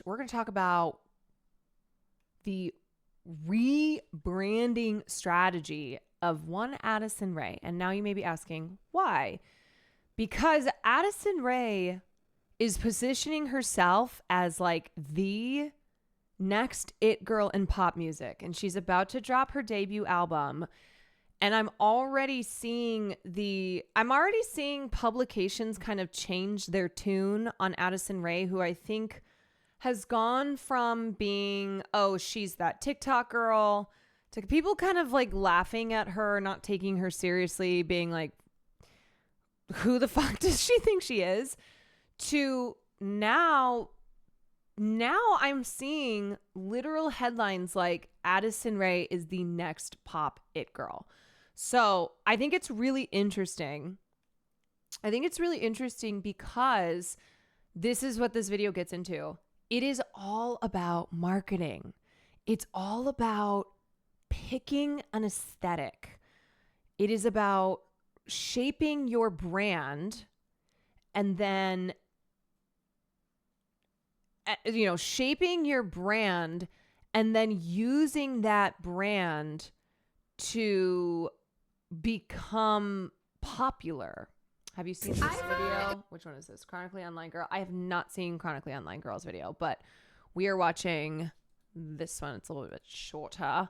This is Zoe Unlimited, and this is her talking about the very specific marketing strategy behind influencers like Addison Rae when they rebrand and when they attempt to move outside the realm of being an influencer, being just very popular on a platform like TikTok, to being a pop star, and kind of looking at what the just this era of pop that we're in. A lot of people are saying it's a pop renaissance, that between the Tate McRae's and the Olivia Rodrigos and Sabrina Carpenters, that pop is really having a moment. And what's interesting is that a lot of these pop girlies are kind of doing the same thing. Not that they're the same, not that their music is the same, but they're doing the same thing, and that they are taking popular pop girlies and aesthetics from like the Y2K era and just the early 2000s in general, mixing it all up in a blender and then serving it to an audience. And there's a ton of nostalgia there. There's a ton of, it's very appealing to millennials who are like, oh my God, it's giving Avril, it's giving Britney, it's giving Christina, it's giving all of it blended up and served with a straw. But it's also really fun for Gen Z. And I think, too, a lot of these pop girlies who previously maybe like an Addison Rae came from the influencer world, maybe were more male-centric, more male gaze-oriented, etc., have also in their aesthetic really focused on being for the girlies. Sabrina Carpenter, for instance. I remember seeing a tweet, and it was a picture of Sydney Sweeney and a picture of Sabrina Carpenter. And someone was like, why is it that some dude online was like, why do I want to fuck Sydney Sweeney and I just can't stand Sabrina Carpenter? Okay, a lot to unpack there. But I think because Sydney Sweeney is, she is very male gaze oriented. Her being in the bathtub, selling her soap, boobies out, like hot girl, male dream. And Sabrina has fashioned herself in this very for the girls and the gays kind of way.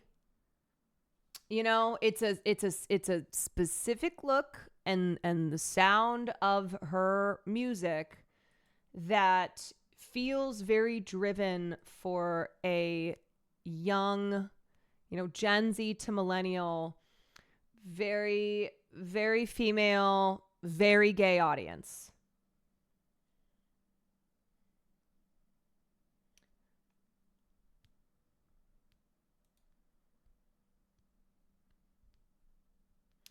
Addison's music's so bad. You know what's interesting? So when I was starting to look into this today, I was listening to some of her music, which I wouldn't have otherwise. I'm a straight male. I love Sabrina more for her music. I'm not saying that there are not examples of that, but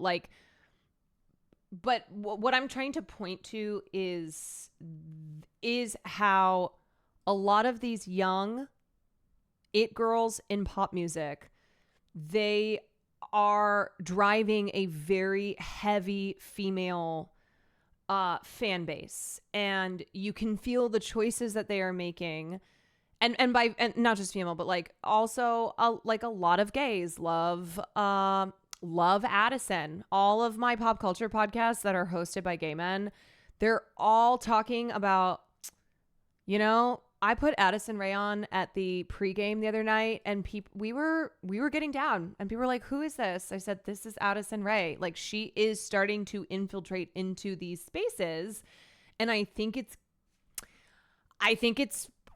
potentially turning her into the next it girl in pop. Like, she is very smart in her rebrand. She's friends with Lorde. She did that song with Charlie. So she collabed with Charlie. She's tapping into Charlie's audience. And also just the way that these pop girlies are blending up nostalgia for Britney and Christina and Avril and the Pussycat Dolls and other major artists in the Y2K and then early 2000s era. And we've seen a return of styles like indie sleaze, very like Lana Del Rey vibes as well, kind of sad girl core, mid 2000s Tumblr. We're seeing a lot of that. No shot you're putting Addison up there with Christina. Oh my God, can you please listen to my words for a second? Did I just say that Addison Rae is equivalent to Christina Aguilera? No, I did not. Oh my God, she hasn't even she's putting out her debut album. I'm trying to explain you know what? Let's just watch a fucking video. Is it cringe or is it art? How did Addison Rae, a forgotten TikToker you haven't seen since 2020, go from cringy TikToker? Oh, and as I was saying before, I started listening to some of her music today. I was looking at the visuals and I was like, oh, I see what's going on here. This is very smart. Very smart. And I think people who were dismissing her before because she has done, you know, cringe, TikTok girl, like throws her name on stuff, kind of has jumped from thing to thing to thing, when the reality is that apparently she's been really trying to be a pop star. Because I wanted to talk about this today, forced myself to look at her music, and I went, you know what? These are some bops. The visuals, the breathy vocal sound she's going for, the just overall aesthetic. These are bops. Her team knows what the fuck they're doing here. And make no mistake that whenever you see a successful rebrand, of which I think this is, it is because they have hired an amazing team of people who are head to toe reinvigorating them. So it's not just about the music. It's not just about the look. It's everything. A team that understands culture, that understands like what's working well, that what is going to be you know, what is trending, what people are hungry for.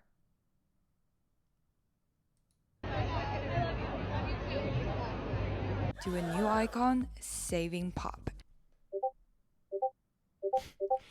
You that have Dixie, saved Charli pop. D'Amelio, Bella Poarch, and even JoJo Siwa tried, but ultimately failed. Oh my God, JoJo Siwa mentioned. Dissing Addison, are you? We love Addison. We literally just want to know. Why is everything chrome? I just want to say, thanks to you, my hair grew back. I look like a flute. And I,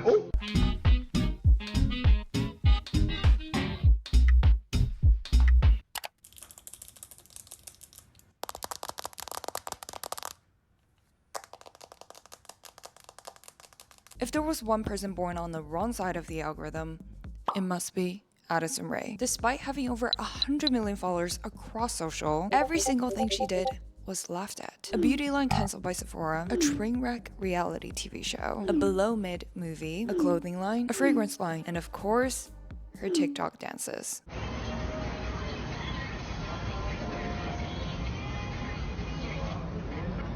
Okay, we can take a photo. Is being cancelled a fear of yours? I'm shaking. Somehow, the harder that Addison Rae tried, the less she was taken seriously. After flops after flops after flops, everything Addison Rae did confirmed that she was talentless, annoying, and was only famous because of pretty privilege. But was that really the case? Because as a shocker to the world, Addison Rae 2.0 has just achieved something that Charli and Dixie D'Amelio, Bella Poarch, and even JoJo Siwa want: to be seen as a serious artist.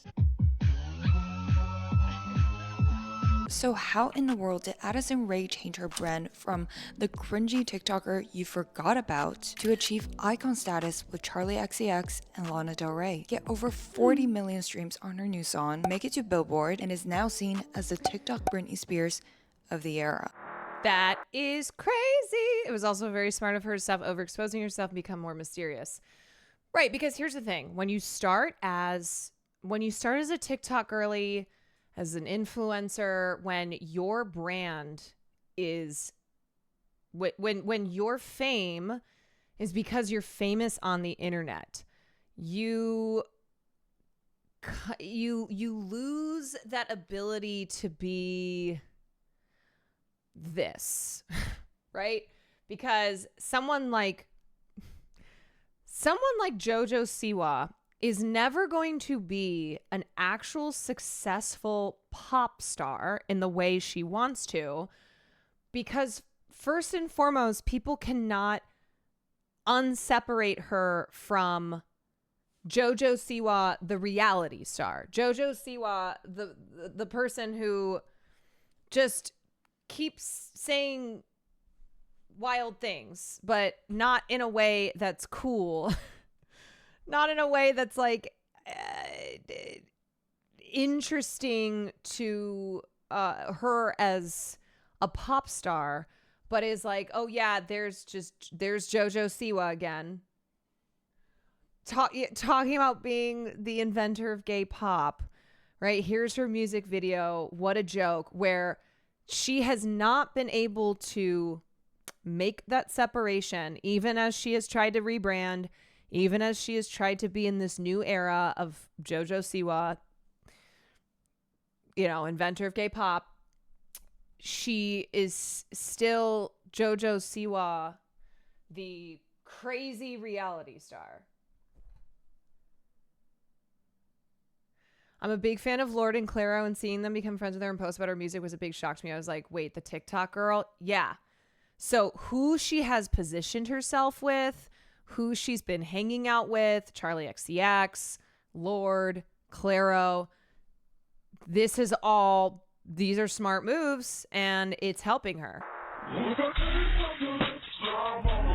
Nothing is a coincidence. It is all marketing. As your marketing bestie, who graduated top 1% UCLA Business Economics with a background in marketing, we're going to explore how pretty privilege failed Addison Rae, but a rebrand saved her life. If you haven't seen the video, you should see it. But yes, lots of feet and whipped cream. And by brand, I don't just mean slapping your name on a discontinued lip oil. Branding is about how your future college, future boss, future boyfriend sees. You know who I was actually talking about the other day as I was talking about Madison Beer. So I was talking with my sister and she was like, you know, I can't believe that Madison Beer has not had the type of music career that I think she should have, because I think she's amazing. And I dismissed Madison Beer. I was like, oh, whatever. Is she really that good? My sister sat me down. She's like, listen to her. She actually has an amazing voice. She has some great songs. But I think Madison is also plagued by the perception of her being an influencer. And so she has not yet been able to, I think she could use some better writing and production. Sure. Yeah, sure. But I think she has 40 million followers on Instagram. Like, she is very, very well known and very popular on the internet. But that is not translating to a career of which I know she is trying to attain. And I feel that she's trying to like tap into the kind of Sabrina Carpenter like success, and just has been held back by her being seen first and foremost as just a hot girl influencer. It's not just having a good voice. Branding matters as much, if not more, in the pop space. You have to create a full persona. Right. And that's what this video is all about. You. And yes, you have one. Oh, look at him crumble. I'm creating this series to analyze pop culture girl icons from a marketing perspective, because many of whom do not recognize the power of influence they have over a generation of young girls. Hey, look, you think I can get a no cover? Hey, look, and my Instagram too, like, athletes are following me. All right, you. Grant Delpit followed me. Athletes are If following Addison me. Rae has the potential to come back from being one of the most disliked TikToker to a serious artist, you yourself can create a killer brand. Starting with a counterexample, You too. Addison Rae 1.0. You too can become the next it girl in pop music. Before we talk about how Addison Rae used the internet to create success, let's talk about how you can make some extra money by simply browsing the internet with Pi ad blocker. I am not joking. Today's sponsor, Pi.org, is going to be Pi.org. Okay. browser extension. With How old Pi is she in ad that block, video? visit your Probably favorite websites and watch 18. I ads think that's when she disappear. became However, probably you 18 can or also 19. opt in to see certain ads Wait, and is get paid, what which is what I is am Pi? definitely doing, because I've Pi heard is more literally inspirations honey for replacement. marketing Wait, isn't relevant honey ads that anyways. In addition, Pi Pi has isn't built-in honey? feature to Hold on a help you find second. coupons and gives cash back over Isn't Honey 1,000 the stores, company such as that was Dormfloss, scamming people? It's everything you need in a browser extension combined into one. Just add it to your They browser. got torched and now they're rebranding. Oh, the irony. Oh, the irony in this being a video about marketing and about rebranding. Today, it is that easy. And the sponsor being Pi, that is a rebrand of Honey. Both the customers and the influencers they sponsored. Yeah, I remember Sam explained that to me because she watched the video. Markiplier had called it out years ago too. Shock to her. Okay, Although anyway. initially embarrassed, she blew up on the app. Speed dropped Razor, out thank you of for the college, gifted sub. moved Partying to the Panda, hype thank you for house, 3 and months. became the 5th most followed individual on TikTok. But with this massive attention also came one problem.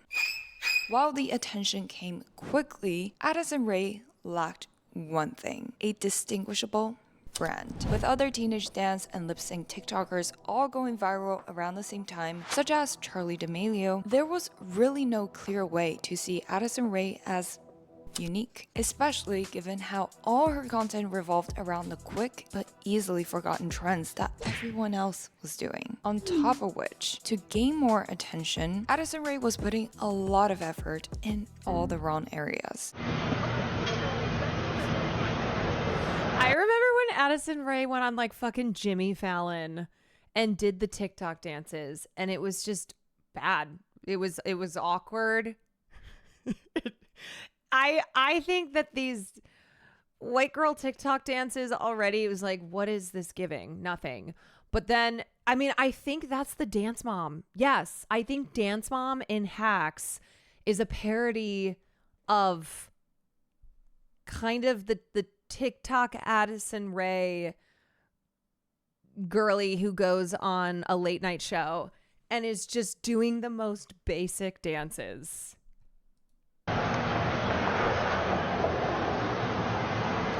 Celestial King, David, 11 months.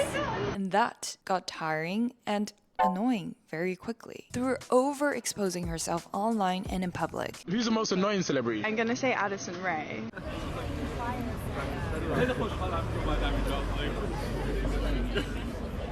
If cringe was a person, her name was Addison Rae. Everything she worked on only made her less and less likable, let alone aspirational. Oh my God, but I remember this 80 video. million fans means Hey, Farley, back in the room. Back in the room. Back in. Back in. What is your... No, I'm okay. Thanks, Ray. So sorry. Back in the room. Back. Back. Enough.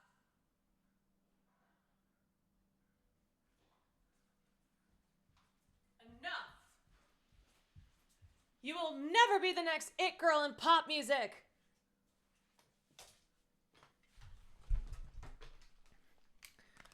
Okay. Ah! It's Jade. Thank you for the 3 months. All right. you can do whatever you want and create a successful business, right? And so Addison Rae decided to test it out with an impressive list of ventures. A clothing line, a makeup line, a fragrance line, a movie, a TV show, a song, a calendar, which, you guessed it, only made her less likable. Before building a community of trust, Addison Rae's team, similar to Charlie's, rushed to capitalize on the attention. Can someone please check on Charli D'Amelio and Addison Rae? Who is managing them? Who is advising them? They went through back-to-back flopped brand launches, where yes, some of the projects are actually on brand, but without an audience who wants to buy from someone they would respect, nothing really sells. At least with Charli, being the #1 follow person on TikTok helped give her brand a unique halo. Addison Rae ran into a crisis where she had this massive following without real influence. With each, you know what's interesting is it's almost this paradox of like, when you become famous on the internet in a way that Addison Rae and Charli and these girls did, it's because you're this normal person and you are creating content, making videos that show just you, right? Whether you're dancing in your kitchen or you're doing silly things, and you start to amass a following on the internet because people like your personality. They like the kind of just normalness of you and the authenticity, I guess I would say. Authenticity, because they're like, oh, this is just a regular person who's creating fun content that I like. But then what happens when they become as big as Addison did and they try and start doing all these other things? It no longer seems authentic. People will brand it as inauthentic, where it's like, oh, you're just slapping your name on a makeup label now. Oh, you're trying to do music. Oh, you're trying to be a model. Oh, you want to do acting. Now you're just a famous person who is trying, who's trying to do all these things, but these are not things that you ever wanted to do. Right? So like, according to Addison Rae, what she wanted to do all along was be a pop star. Okay. When she started making videos on the internet, it was, as it is for a lot of people, a way to try and bypass the traditional routes to music or music or Hollywood stardom. And if you become famous on the internet and you now have all this social currency, and now there are all these management companies that sign digital talent, and there are so many opportunities there, then that is a potential route to doing this other thing you want to do. But a lot of times then when these TikTok influencers are like, yeah, I'm going to be in a movie or I'm putting out an album, people think it's not authentic. It's like, oh, you didn't want to do that before. You were just doing shit on TikTok. And now you're trying to do these other things that you never wanted to do. I know we're past it, but I did check, and Honey and Pie are not the same company. They just do the same stuff, I guess. Oh, okay. I don't know. I had not heard of Honey before the fiasco, and this is the first time I was hearing of Pie. Yeah, I think it's largely that we can see these TikTok influencers for what they are, which is just really insecure followers who are literally doing the same thing as everyone else, but just competing for likes, and artists needs an identity so they can need to detach from being that way to garner real lasting success in the arts and entertainment. Right. It's all about the brand. And the TikTok brand of Charli D'Amelio, of Addison Rae, of Bella Poarch is what people get stuck on. And it's why a lot of TikTok influencers who try and then use their fame and their ability to now get to do other things because they are famous on the internet. When they try to do that, it often doesn't succeed because a lot of times it's just bad. Let's be real. A lot of times it's just not very good, but also because then it seems cringe. People are like, "Ooh, what? Okay, here we go. Another TikToker who's trying to be an artist." You're not an artist. You're just famous on the internet.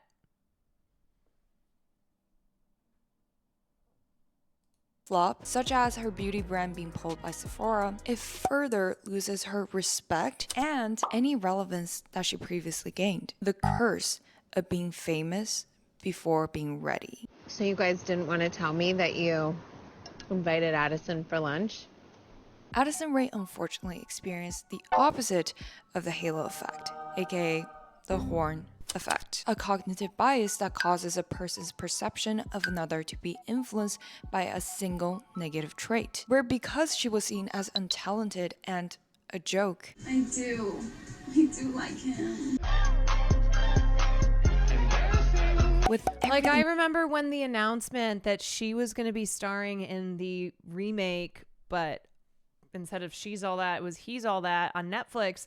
People were like, boo! You're telling me that this TikTok girl is taking an opportunity from someone who is actually trained in the craft of acting. Oh, another influencer who's now trying to be an actor, not because they have the training and the skills and the desire to, but just because they're famous and now they get to do that. I remember that largely being the response to the casting announcement. The thing is, someone like her would have previously been signed to a major label on development deal, had space to work out her creative identity in private, but then people now call those industry plants because they don't understand how the industry works. They want to see behind the veil, but then also be able to experience the mystique that comes with a more veiled industry. Yeah, it's pretty spot on. I think a lot of people that's another term, the industry plant term, that people learned and now just apply it to like any artist who seemingly comes out of nowhere. I mean, Chappell Roan getting called an industry plant is crazy because she was not an industry plant and she had been trying to make music for 7 years. She just finally had her blow up in 2024. That's how it happens. Not for most people, but for some people, for the rare individual. People had said that about Sabrina as well, but Sabrina's brand is so strong and her music is good. And so she was able to get over she's just, a Disney Channel star. She is an industry plant. Like all of these negatives that people try to associate with her, she was able to bypass that because her look, her whole aesthetic was really smartly done and is very popular. She touches on, including the music that she is now known for, she was brutally laughed at until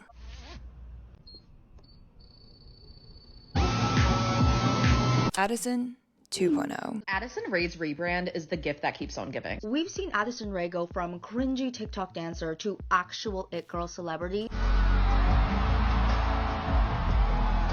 How does cringe become iconic? Billboard is here at the 2024 VMAs red carpet with the one and only Dude, I remember her Billboard look and people were like, I fear that Addison Rae looks great. A lot of people were begrudgingly going, she looks cool. In recent times, there has been this, Addison Rae actually is not, this is not embarrassing. This actually looks good. But it's begrudging. And I think what we will see then is that shifting from the begrudging feeling towards Addison Rae being genuine, a genuine obsession over her. As a pop girl. We shall see. Rae did it. There's the fantasy of someone who just has natural talent and becomes famous out of nowhere that people want to believe is the norm for their favorite celebrities. Yeah, it is this. It is strange that. It is strange that a lot of people will consume content from these TikTok stars. Okay, they are who helped make them become famous, but then don't like seeing them try and do anything outside of that. And granted, a lot of them are annoying. A lot of them don't have the skills, and when they try and do something because now they can because now they're famous, it is bad. And so I think that's fine to criticize that shit, but the reason that a platform like TikTok has been, a lot of people have turned to a platform like TikTok is because they wanted to be singers, actors, artists, and they knew that, or either through experience or just understanding how the industry works, that path of, okay, I'm going to go audition, and hopefully I book something, hopefully I can get a manager, or I can be doing that as well as try and build my name up as a person who is famous online, which brings more visibility to me, which can maybe open doors that otherwise wouldn't be open, that things have been changing. And so I am adapting to the times. Like a lot of people have seen this as you got to get busy TikToking or get busy dying. Like one of mine and Will's friend, Lisa Gilroy, who he was at, he did Groundlings with. During the pandemic, Lisa started blowing up on TikTok because she, like a lot of actor/comedians who were very talented, but just not getting opportunities, saw TikTok and were like, I need to get on TikTok. Started making content, and that has opened so many doors. Like that changed Lisa Gilroy's life. And now Lisa is fucking killing it. But a big part of that was her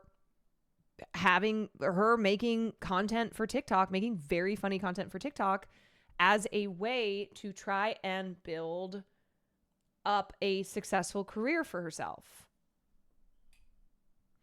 One of my favorite new regulars on Comedy Bang Bang. Yeah, and Lisa has always been talented. She has always been funny. She's just super, super talented. But it's very competitive, and the industry has been shifting. It has been changing. And so being able to adapt and to be on platforms like TikTok can be an asset to you as a performer. In 3 main ways. First, mystique. There's just something so cool and mysterious about her. In simple psychological terms, attraction works in push-pull dynamics. When old Addison was overexposing herself without bringing any specific, unique value, she was deemed as annoying and was never appreciated for her presence. Until Addison Rae finally understood the dynamics between supply and demand and almost stopped posting entirely. But then something really interesting happened. People started wondering, where is Addison Rae? This is scarcity marketing at play for the product of personal IP, which is a strategy that aims to increase a product's perceived value by limiting its supply, aka why limited edition bags or cars. I did not wonder this. Well, maybe you didn't, but a lot of people did. And this pop career of hers has been brewing for the last 4 years. If you remember, in 2021, she dropped the song Obsessed. It was very much so giving Stars Are Blind, Paris Hilton Stars Are Blind energy. And that was when she revealed she'd been writing her own music and that she's trying to do this thing. And then 2 years later, snippets of her unreleased music had leaked online.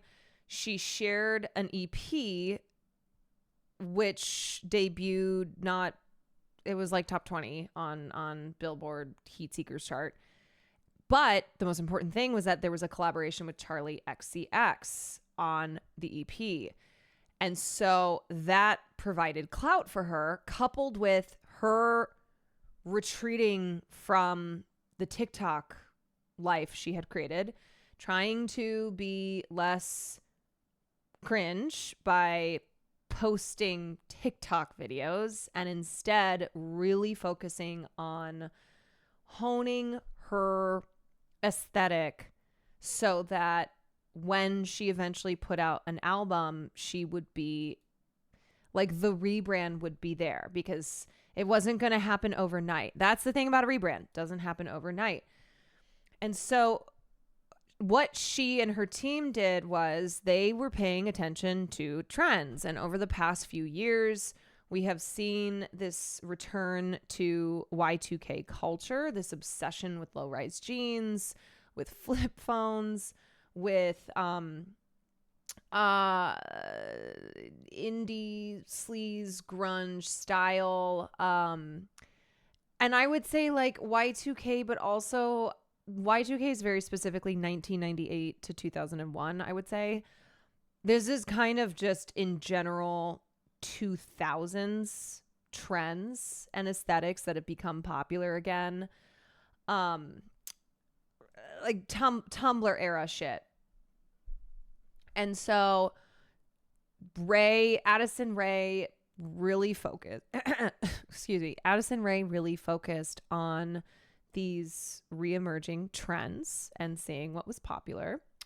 And so I think, what was the song she put out where she has like the pink hair? She's got the old iPod headphones on. I think the song is called Headphones On. I think it's literally called Headphones On. Yeah. And it's like filtered, kind of dreamcore. And this is all her introducing the new Addison Rae. And sell for 10 times or higher than the usual price. For Addison Rae, she stopped chasing trends. She stopped being like every other unmemorable TikTok dancer, stopped regularly posting on social media, and even went as far as to delete her entire Instagram feed. Girl was serious about a total rebrand. While we might hear everyone saying that posting consistently is the key to success on social media, it is to a certain degree. If Addison Rae wants to remain just another unmemorable influencer, she can keep on overexposing herself to be just an FYI, when a public figure, usually an influencer, deletes the feed, the Instagram feed, there's a rebrand incoming. There is a rebrand incoming. I mean, this is like people of all success levels, where when you see that Instagram feed go empty, the rebrand is coming or they're about to get canceled. Influencer. However, she made a very smart decision to rebrand to a celebrity route, which needs that distance with her fans to create an allure of mystique and an elevated brand. Another really good example of this is Emma Chamberlain. From burping on the internet and sharing everything in her life, Emma stopped frequently posting about her life in the same unfiltered and raw way, which makes her lose quite a bit of relatability, but nevertheless shaped her path to the celebrity route to host a carpet at Met Gala, work with top-tier couture brands. Obviously, just posting less does not create the elevated mystique. People will literally forget about you, which is why the second factor, associations, is so important. What is a brand, you guys? It is everything and anything that something is associated with, which is why Nike only works with elite athletes and not comedians. Now, if Addison Rae wants to rebrand from cringe to respected artiste, who does she need to be associated with? Respected artists. No more David Dobrik and TikTokers. Hence, the golden repackaging of Charli XCX and Lana Del Rey begins. First of all, we need to understand Addison Rae's audiences and targeted demo. Although being constantly clowned on by internet trolls, Addison Rae's former content appealed to young teenage girls who can probably relate to her and see parts of this pretty girl as aspirational, as we see in her prior brand partnerships with American Eagle, Pandora, and I'd like to rebrand as a chatter. Here's how you can rebrand. Gifted subs to the chat. That cater to the young female demographic. This is very If key. you've always wanted to gift subs to the chat and you're like, man, I wish I could rebrand. I wish I could rebrand as a gifter in the chat. Because now guess is your who the young female opportunity. demographic You're already watching this love video. and look up to? Charli XCX and Lana Del Rey. The audience overlap Bad train wreck. Consider the rebrand officially done. Thank you for the 5. is perfect. Charli XCX Do you want to represents rebrand this as an youthful Oiler? party vibe of girlhood, while Lana Del Rey has this perfect, elusive, and mysterious brand, which Addison Rae Scare Leftist, blended thank you for the in 5. a perfect balance. Not only that, by not just hanging out, but actually creating music with notable artists like Charli XCX, such as the iconic Scream and Von Dutch. Dilly Pickles, thank you for the gifted.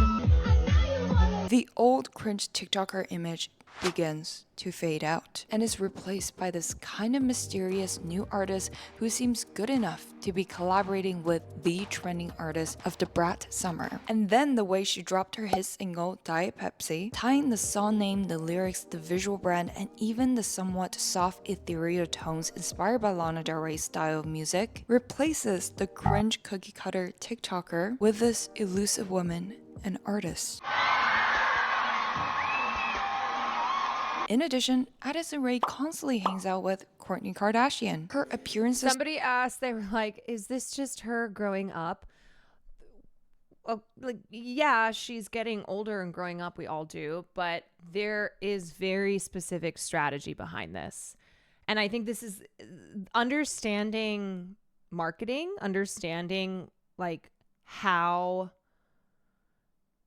understanding how people in the public eye will engage in something like rebranding when they are attempting to move into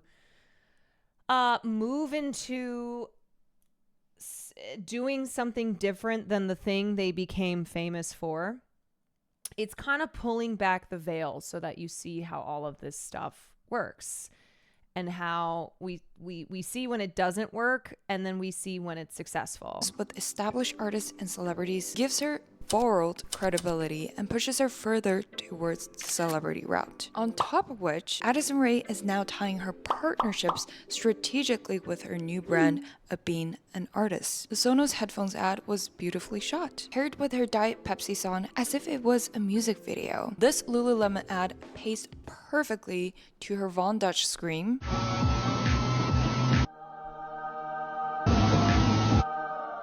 shows the perfect contrast between brat Addison Rae and the ethereal Addison. And even this nerd candy ad, just showing Addison Rae with a burst of energy, somehow didn't seem off-brand, which is a testament to how Addison Rae is truly on the right path to the aspirational route, where her personal charm is enough to make a product appealing compared to the past. It's probably gonna sound really out there, but the moment I got here, I just knew. Cut! That was great. Let's move on. Awesome. Download War the Vision's Final Fantasy Brave Exvius and check out my character. Quote, this is so random. Quote, use me as a WTF button. But I also really like that she still shows rare moments of relatability, such as her Ilia Beauty video, where she's giving you the rare access to a bare-faced, down-to-earth her, not covering up her. Because there's a difference between being relatable and being cringe. So when you have crossed into the threshold of, oh no, a lot of people think this person's cringe. Oh no, this is not relatable. This is just embarrassing in an uncool way. Like, this is a specific type of content thing that a lot of models, influencers, actresses, etc. will do. It's the get ready with me so you see my flaws and then you see my beauty routine. It's very popular. Vogue has an entire series. Like, I've seen Kylie Jenner do these videos. Kylie Jenner, who is also rebranded as well. All of these people rebrand, and not necessarily just once. Like, it is always about the brand, which requires rebranding. Ariana Grande had her rebrand many times. That's my makeup. Thank you for watching. Which makes her all the more likable. Lastly, no rebranding could ever succeed without the most important factor. Third, consistency. Not meaning no change. In fact, in constantly changing and keep people on their toes and guessing what's next. And being able to keep it a secret to keep the mystique. Something JoJo Siwa can learn. I'm talking about something very special. I'm talking about something very, very special. Quote, JoJo, take notes. This is how you rebrand. Yeah, it is so JoJo, seen as super cringe, not relatable, not talented, not aspirational. A lot of people look at JoJo Siwa as a joke. And I swear probably 75% of the people who would show up to a JoJo Siwa concert are there because they're doing it for the plot type of thing. Now, JoJo Siwa stays memorable. She stays relevant, but I'm trying to explain that, like, that is different from successfully rebranding into a serious artist, into being taken seriously as a pop star. The consistency of a new visual brand. This very mysterious, cool, Tumblr-esque, semi-nostalgic, yet indie brand that completely wipes out the cringy TikTok dance girl with Shein quality. Addison Rae was chasing after attention in circles before realizing that instead of chasing after it, she can just become worthy of it. By no longer being just another somewhat famous but a memorable influencer, she decided to create her own trend, her own aesthetic, gets the people talking, and kept on refining her music until all of a sudden, the people who were laughing stopped and listened. Addison, over your shoulder! And maybe from an artist standpoint, cringe has always been part of the process. If the past was not cringe, you're not growing enough. A feeling I get every time I look back at my cringy old videos. It just takes the right amount of courage to own it, embrace it, because eventually they will become the building blocks to something more worth remembering. I knew I was gonna make it happen no matter what. I'm not afraid to continue making mistakes or errors as long as I'm learning from it and then changing and growing from that. So I feel like it's just a part of it. I would say with the rebrand of Addison Rae, the early brand flops of her makeup and fragrance line actually have the potential to revive, as her personal brand has this newly added glow of mystique and artistry. My suggestion would be to reformulate and repackage from this kind of cheap looking Bath & Body Works-esque branding to something that matches her new visual identity. And a small note from the cautionary tale of Jojo Siwa is to avoid over promoting her songs on TikTok.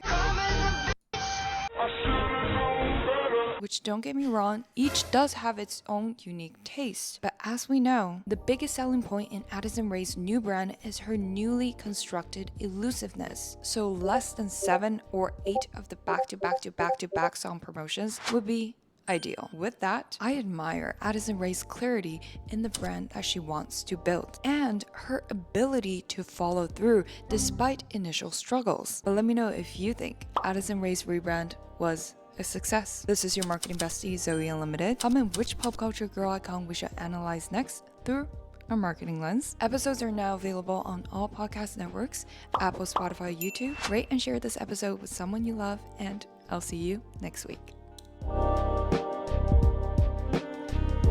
Yeah, I mean, she right now is at the center of the pop culture zeitgeist. There's a lot of hype surrounding her upcoming album. She has spent the last couple years working on this rebrand and has relaunched herself in the public eye. And by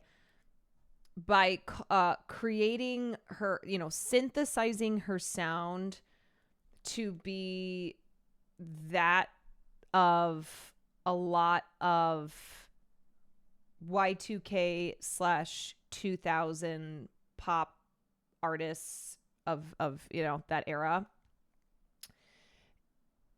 People are liking it. And like the first step was to get over I think Addison Rae is cringe. And that shift is already happening. Fantano gave Miley an 8 yesterday. Like, I wonder if he will, does he review like every album that comes out in pop and in, I know he does hip hop and rap as well. I'll be very curious to see his review on this album and if he talks about any of this, like the noteworthy ones. Yeah. But isn't this interesting though? I think it's so fascinating. I think it's so fascinating how all of this stuff works, where you can change people's minds and perspective on you, but it does require work, and it requires you to work smartly, because a lot of people do try to do this and it doesn't work, and people do not buy it, and then they try something else. But the ones that are successful, the ones that are successful, it's a testament that like this kind of strategizing can work. What would be your rebrand?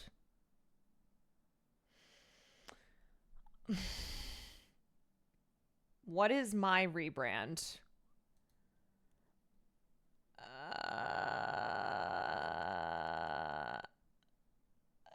I am rebranding. I mean, obviously there's Carolyn. She's right there if I need her. Maybe my rebrand is into a TikTok dancing girly. Maybe I become dance mom. Maybe I do the opposite of, not that I'm a pop girl, but Addison Rae has left this space and I move in to where Addison Rae was. Do you know that I've never, I don't even know what those TikTok dances are.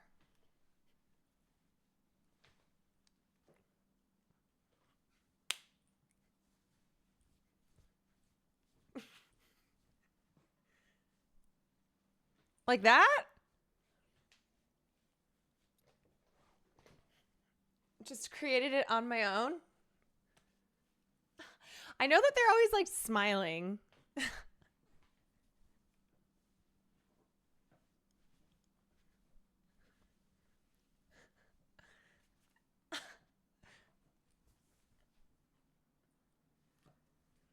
Yeah, I think I need to be like 15 years younger. I'm going to be so for real.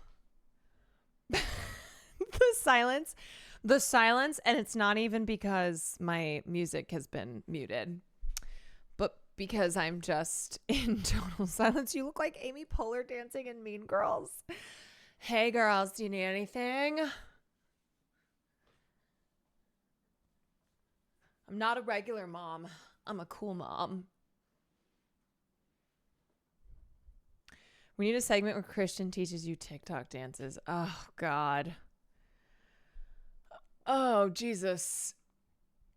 You know, I have to say, I fear it may be too late for me.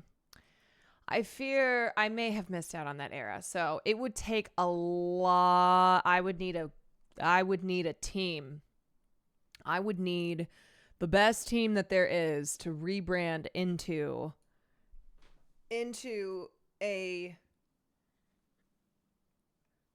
TikTok dance girly. Sometimes I'll even see the like cute stuff that Pokey and Jody and Ray and those girls are good at doing when they'll do like little dances and stuff. I'm like, how? You know, like their vibe is so cute. That is not my vibe, but it could be. I could, or I rebrand into the inventor of gay pop. There we go. Etheric Phase, thank you for the gifted. Bandit D, thank you for the gifted. Oh man, if you did that, I think we'd all cringe into a black hole, but that's the point.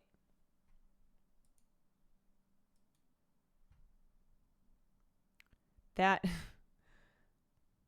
what we're going for. Get her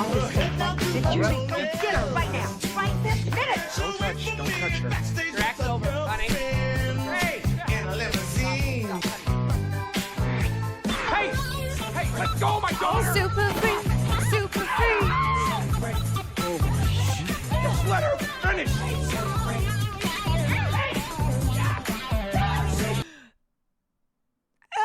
I think she's better than I am. I think an Emiru Gamer Girl rebrand would go flawless. I could rebrand into like a cool gamer girl. Like I'm thinking of my cool gamer girl friends. Like a Lulu Lovely. Like I'm hot and I play Apex Legends. Why do you feel you need a No, I don't feel I need a rebrand. We're just being silly and throwing potential options around. Because you never know. The day may come. The day may come when it's time for the rebrand. It's time for the Quan rebrand. Do you even know what that is? Do I know what Apex is? Yeah, I do. What? The most important part of our routine is the entrance. Yes, absolutely. Frank, what the hell are you doing, man? That's my character. I'm the trash man. I come out, I throw trash all over the ring. And then I start eating garbage. And then I pick up the trash can and I bash the guy on the head. Oh, that's gonna be a disaster. No, nobody's gonna get hurt. I'm telling you, it's like you said, it's all fake. But it has nothing to do with the troops, Frank. A 60-year-old man eating trash? Who wants to see that? No, but that's what people want. Hey, I got something for you. I got a character for you. You can be the ref. I'm not gonna be the ref. I'm a villain, don't you see? Look at the Frank! Just nasty, dude.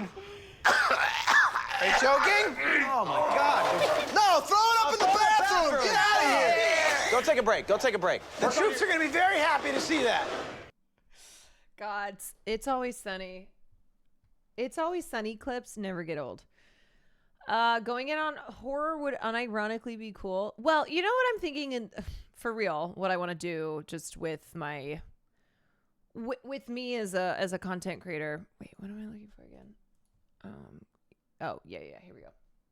What I actually want to do is I want to start leaning into the things that I love, and it's really just like kind of trying to figure out content strategy, as far as if you look at my content, if you look me up, what is the vibe that you get, right? Like, what sense do you get?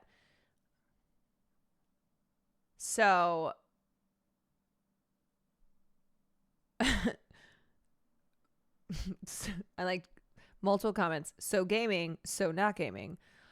Well, it's funny because for a while, Soulboot, thank you for the 5 gifted subs. For a while, all of my short form clips were gaming moments, which, yes, I am a gamer, but I was losing out on all the other things that I do, where I'm like, damn, if you're just looking at my reels on TikTok and on Instagram and on YouTube Shorts, I look like I am just a gamer, which is very funny. It's very funny. So that's why I had my editor. I was like, okay. I was like, I need you to start making reels out of more than just the funny gaming moments, or just like funny moments in general on my stream. Caroline, you got to start using TikTok. That's how you'll get the Zoomers. Okay, hold on. Let me go on TikTok right now. I got to re-download it on my phone. Oh, wait. Okay, here I am on TikTok. I don't even know how to use this. I just go to home. It's literally Emmy. I just went to home and it's a TikTok of Emmy. All right, and then I just flip. Okay. Okay, how do you go? I'm going to go to explore. Okay, explore. I don't know. I'm already done with this. I'm already done. And then they have TikTok Live. Oh.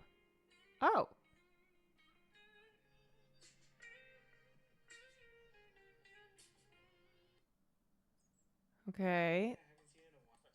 Damn, I didn't know that this many people hang out. I didn't know that this many people do TikTok Live. Oh, it shows that I joined. Oh, God. Oh, no.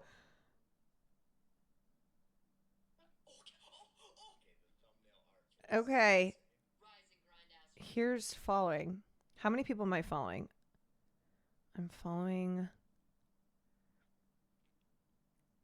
I am following 10 people, and half of them are my sisters. Okay. All right. What else should I do on here? I don't know.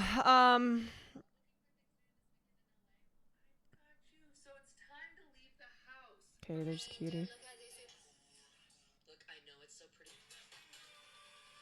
Reasonable people plan their... What? It's done! All right. I don't know. Just start liking stuff. Like. You just scroll the For You page and let the algorithm figure out that's how it works. TikTok Live was kind of last minute. Feels like the meta is shifting more to stream as many places concurrently. Oh my God. That's the other thing, you guys, is the multi-streaming. Now, that's apparently the future. Post a Labubu unboxing vid. Okay, so I would put this back in here. I go. I am not kidding you. I have never made content outside of streaming on Twitter. So I would go, let me practice doing this. Let's set up my phone. All right, watch this. I'm going to pull up video. I'm going to record. Or did I say streaming on Twitter? You know what I mean. Streaming on this platform. Okay. Hey, TikTok. No. Oh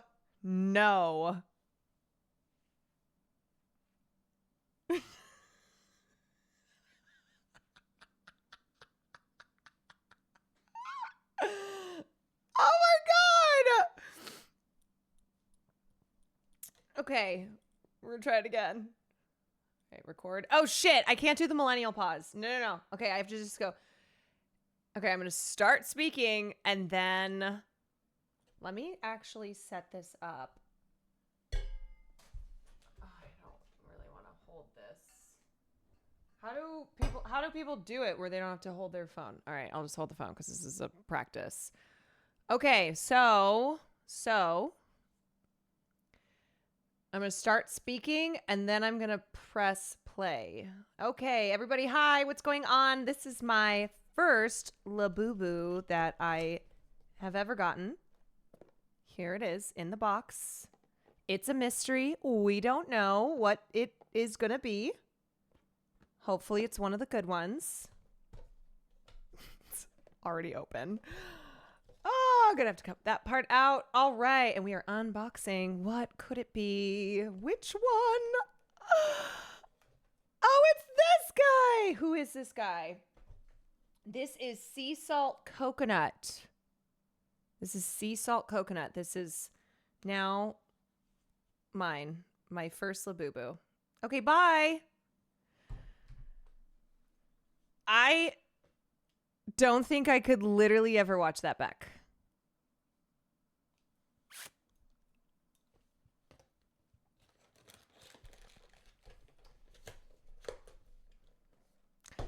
$100,000 likes incoming. Watch it back. Okay. Fuck. Oh my God. This lighting is not good. Hi, what's going on? This is my first Oh. Okay. Labubu that I have ever gotten. Here it is in the box. It's a mystery. We don't know what it is gonna be. Hopefully it's one of the good ones. It's already open. Oh, I'm gonna have to cut that part out. All right, and we are unboxing. What could it be? Which one? Oh, it's this guy. Who is this guy? This is sea salt coconut. This is sea salt coconut. This is now mine. My first Labubu. Okay, bye. Okay, everybody, hi. What's going on? This is... Oh my God. I am Dance Mom from Hacks.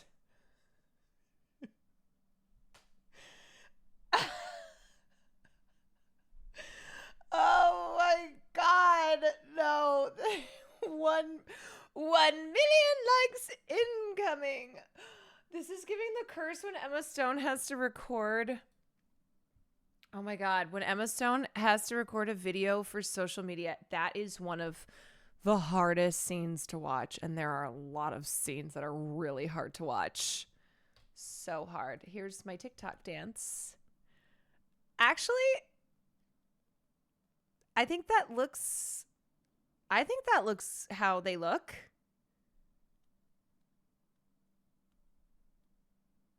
You know, you put a little whatever song on TikTok is popping off. Let's get her to 10K. All right, everybody follow the TikTok. Follow the TikTok account. Let's get me to 10K. You know what? If I get to 10K, I don't even know what the hell I'm at. Let's see. Dude, have you guys played Ark? Okay, that's well. I'm at 9,701 followers. Okay, that's good. If I get to 10K, I will make a TikTok. Not just my editor cut something from one of my streams. I will make that TikTok is that is bad. That is not a TikTok. That is not a TikTok. But I will make a TikTok. Post it, please. You think I'd get 1 million likes on that? You think I'd get 1 million likes? Yeah.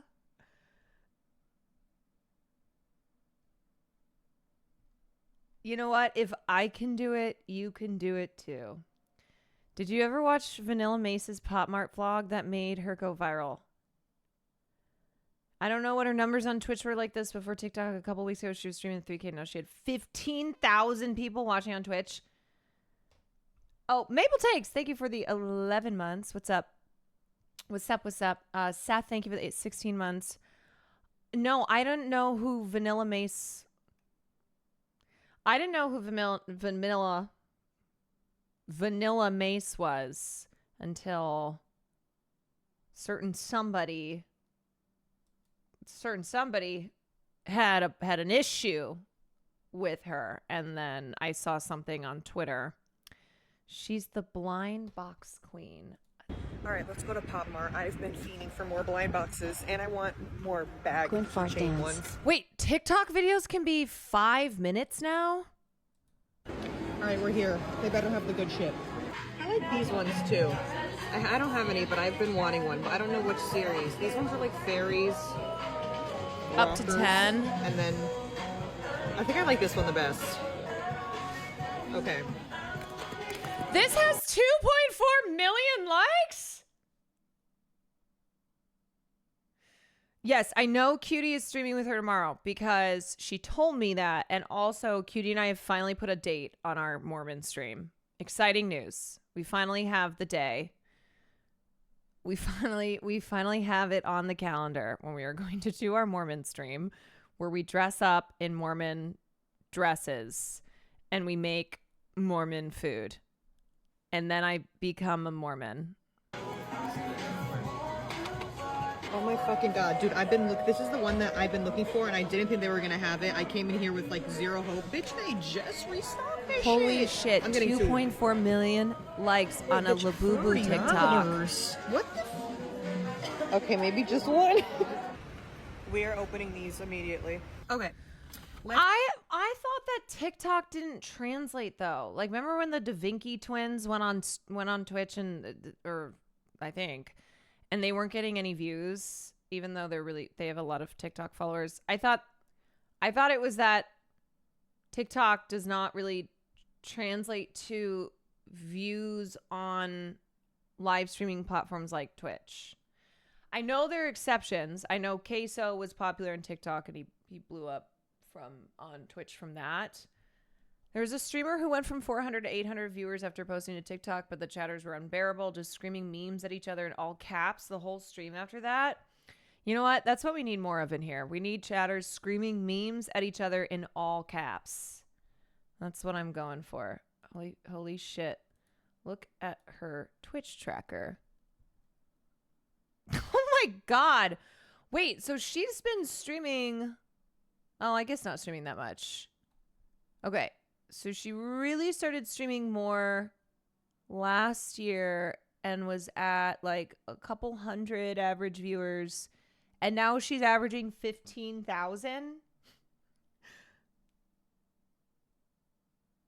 How does that happen? I don't know. That's crazy. To the moon. Look at these numbers.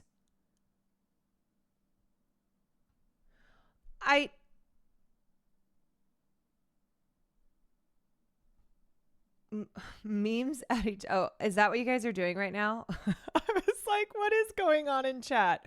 Oh, you're screaming memes at each other. I see. Okay. A lot of these I don't understand. So she blew up from the Labubu. None of these words are in the Bible. She blew up from the Labubu. Man, this is, see, you know what? These are the kinds of things that my brain, I don't know any of this stuff. I feel like I gotta learn these things. So she blew up from the Labubu.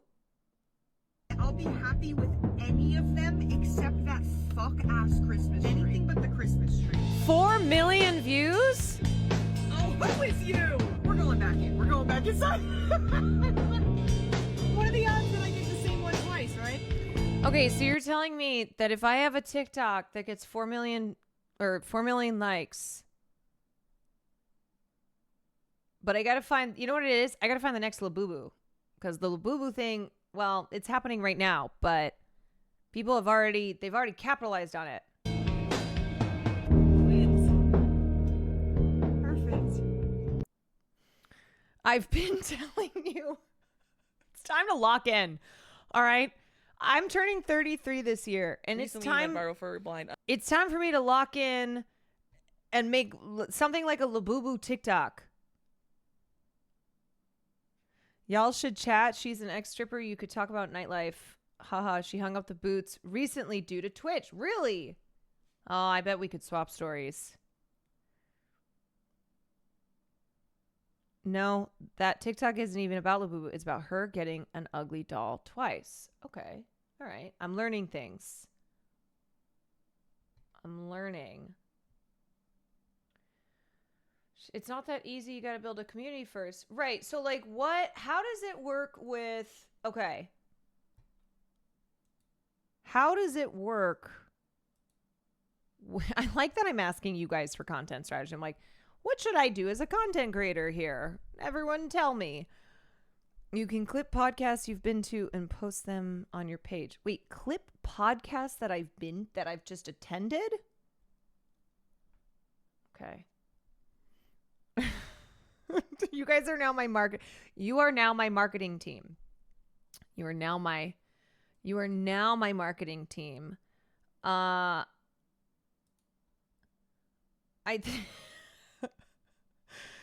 You're at the classic crossroads any political commentator comes to of, do you want to be more commercial or keep the course? I mean, I think though that I have a brand that's beyond just political streamer, because I'm not just that. Like my clips aren't going to be all politics, because my stream isn't all politics. I do think it's a lot easier to randomly blow up from being really funny, though. Well, my question is,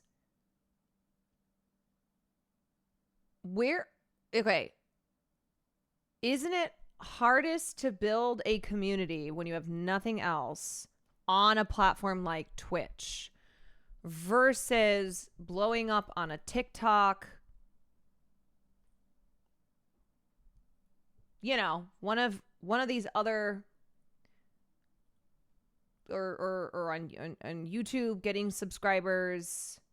I feel like building a community on Twitch, building a following, having consistent viewership, that is probably the hardest thing, because lack of discoverability, especially when you don't have any other social media presence to come onto a platform like Twitch and then have a following on here. We need the cooking stream. Well, the cooking streams are going to come back. They're definitely coming back. I mean, hopefully before June 15th when Cutie and I have planned our Mormon cooking stream, but that is a cooking stream that we've planned.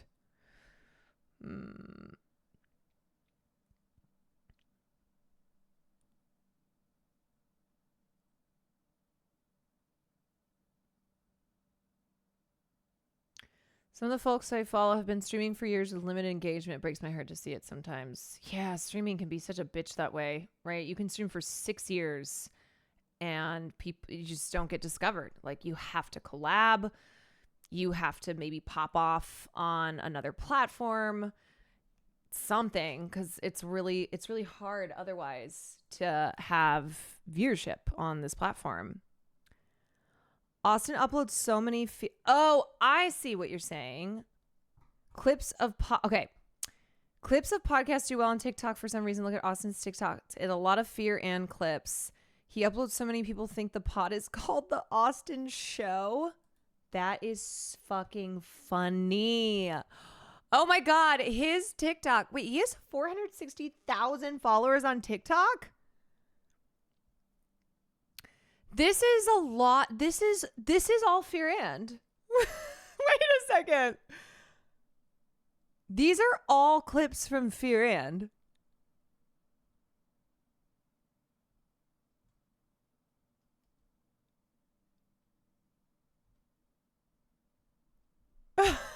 That's The Austin Show, baby. That is The Austin Show. Sometimes it feels like he's only on the pod for TikTok clips. It's so funny. So, like, okay, let me look at some other people's TikToks. What does Will's TikTok look like? Will Neff. Okay. Yeah, I mean, he just has TikTok clips from his streams. I'm trying to see if there's anything here. Like, Will doesn't make content outside of... Now, wait, hold on a second. Will doesn't make content, for the most part, separate from content on Twitch. And then I guess, the podcast. I think some people have walked up to Hassan and said they like him on The Austin Show. That is so funny. I love you on The Austin Show. Oh my God, Bearded Will. Oh my God. Yeah, these are a mix of his stream and then also the podcast. Okay, let's see. Cutie Cinderella. Okay. Oh my God, why are there so many cutie ones? What the hell? Okay, this is the main one. It's a me, Cutie. Watch me on Twitch. Okay, 218,000 followers.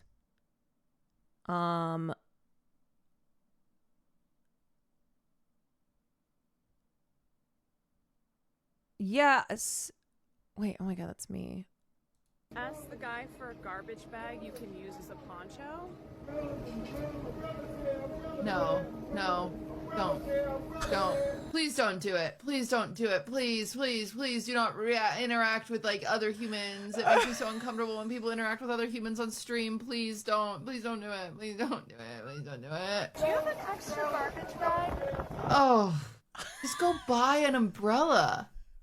Oh, she can't hold anything in her hand. Oh God. Oh jeez. I don't want to know. Do you have an extra garbage bag? You can't have one. So garbage bag to spare. Is she like doubling down? You can't give me one? I hated that. I hated that. Ask the guy for a garbage. Oh my God, that was painful. Oh God. I also didn't have cash. Yeah, remember I didn't have cash? I was shit out of luck. I was in a bad way. I was in a bad way. Wait, let me go to my... Wait, what were the comments on that? Hold on. Oh my God, I cannot watch that again though. Ask the guy. Cutie is such a champagne socialist millionaire, expecting the working class to buy an umbrella at the slightest of inconvenience. Must be nice not worrying about spending money. Cutie forgot what money is. Is that the lady that takes photos with the flash on?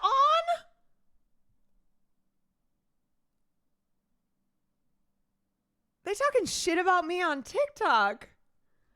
Y'all, okay. Now I gotta be on TikTok to see what's going on. All right, let's look up me. What is my TikTok name? Caroline Kwan. It's Caroline Kwan. Ooh, I don't like that. I feel like that's not good. It's Caroline Kwan. Okay, we are at 9,726 followers. I have no Twitch in bio.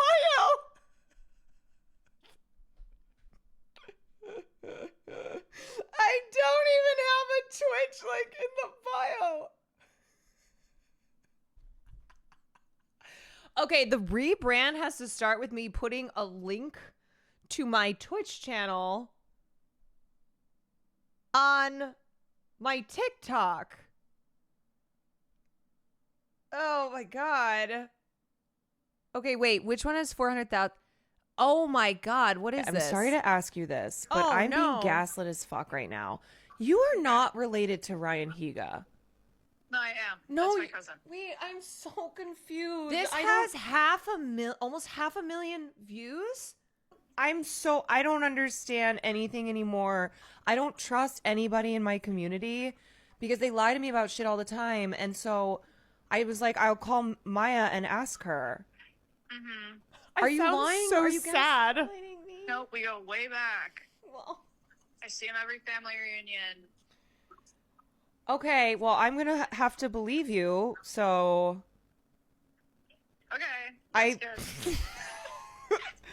Okay, and see, now they're confusing me again in chat where they're like, LMAO, she's lying to you, even though previously they were like, no. I still don't fucking know. I don't know. I've this agreed is the to shit- never this understand is, this. This is what they do. They I'm sorry to ask you. Okay, that aside, apparently your brand is woman who gets gaslit by her chat.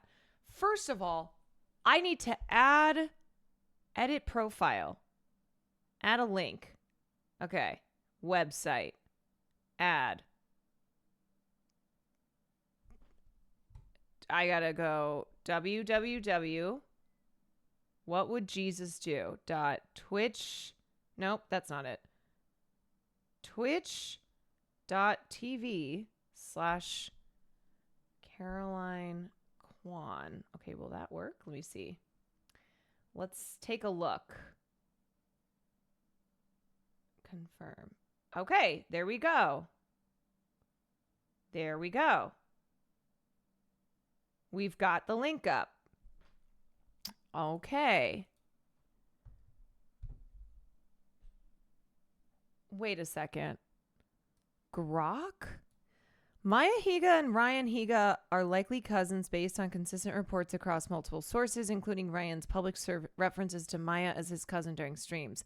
They share Japanese Okinawan heritage, which supports the plausibility of a familial connection. However, there's no direct official confirmation from either individual, and the shared surname could be coincidental, though no contradictory evidence was found. God, fuck you, Grok. I can't have you involved in this as well. Okay, anyway, that's not the issue at hand here. We're learning about TikTok. Look at Pokey's, it's more organic to TikTok. Okay, I will look at hers next. All right, so I have a question. Why does this have so many views? Like the rest of mine get like a couple thousand on average here.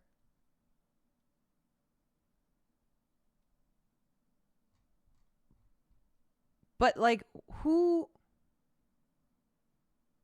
Oh my God, my face looks such a mess because that was right after I got my lasering done. I was like, why do I look so crazy? Okay, let me see. Yeah, these are all from, oh my God, Tio Kwan. Oh my God. Okay. It's because it's not showing an article about you interacting with someone. Okay, so is this kind of thing not going to pop off? Showing an article? It's funny and it includes Maya, which probably plays into the algorithm. But how does it know? How does the algorithm know that it's Maya? Click your popular tab. Wait, where is that? Oh, here. Pop. Oh, these are mine. Okay. Yeah, I don't understand how. Oh, it's the hashtags. Are hashtags still a thing? I thought those weren't cool anymore. I thought like hashtags were not a thing anymore. Oh, because Maya was tagged. I see. Okay. You need better on-screen titles. What does that mean? Okay, so hashtags are good for the algorithm. Okay. Let me go look at Pokemon's TikTok. Let's see. Just tag Timothy Chalamet and everything. Wait, would that work? What if I did that? What if I tagged Timothy Chalamet and everything? Pokey. Oh my god, 7 million followers. Yeah, see, she has a lot of these like festival outfit of the day.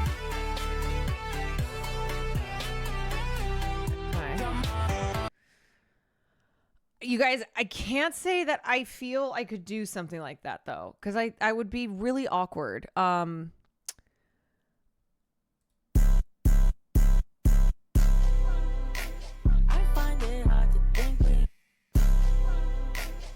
Like the little wing? All right. This is not how my TikTok videos are going to be, but I'm just seeing a difference here. I'm seeing how people do things. Maya Higa. All right. Hers are very animal focused.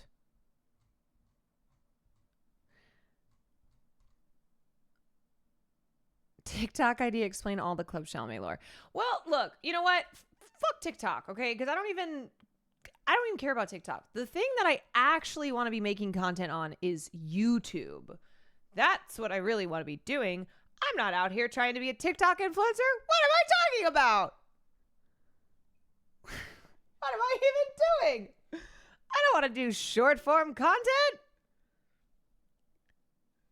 We're doing a YouTube rebrand. That's right. Who gives a shit about TikTok? I surely haven't.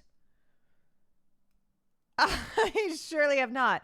What I actually want to do. Okay. What I actually want to do. You kind of have to do short form content in the current meta, even if it's just spawn out of long form videos. Right. But the thing that I actually want to do are long form YouTube videos. Now, mine are all cut from my stream, which is fine. And I'm always surprised when people come in here and they go, actually, you know what? Maybe there's at least one person here. Is there anyone here who came from YouTube? Is there anyone here who watched a YouTube video and went, oh, okay, don't lie. No lies. No lies. Honesty. What is that Twitch emote? Why are we all putting that?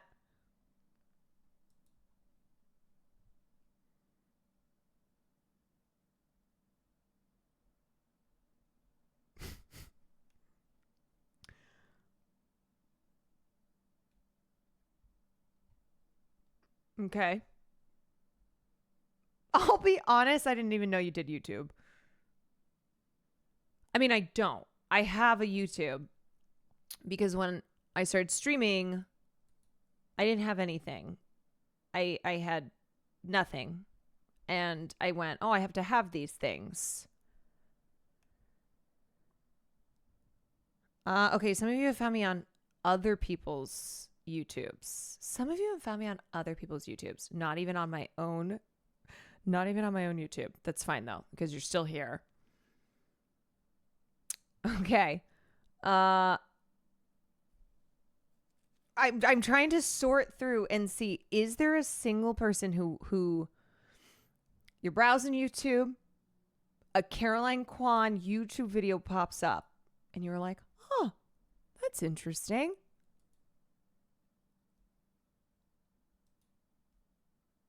Okay, not other people's YouTubes.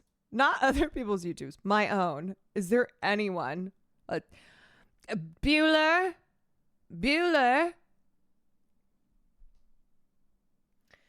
I found out last week you had a YouTube. Okay, you know what? Let's just start off here. In case you don't know, I do have a YouTube. I watch your podcast every time if that counts. Of course, it all counts. Look, it all counts. I don't know. Probably saw through Cutie and thought you were cool. It's not looking good. Zach Attack, thank you for the 8 months.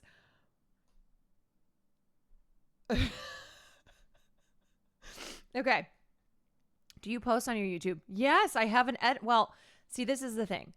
Because I have an editor who just cuts stuff for my YouTube videos. But I feel like I need to be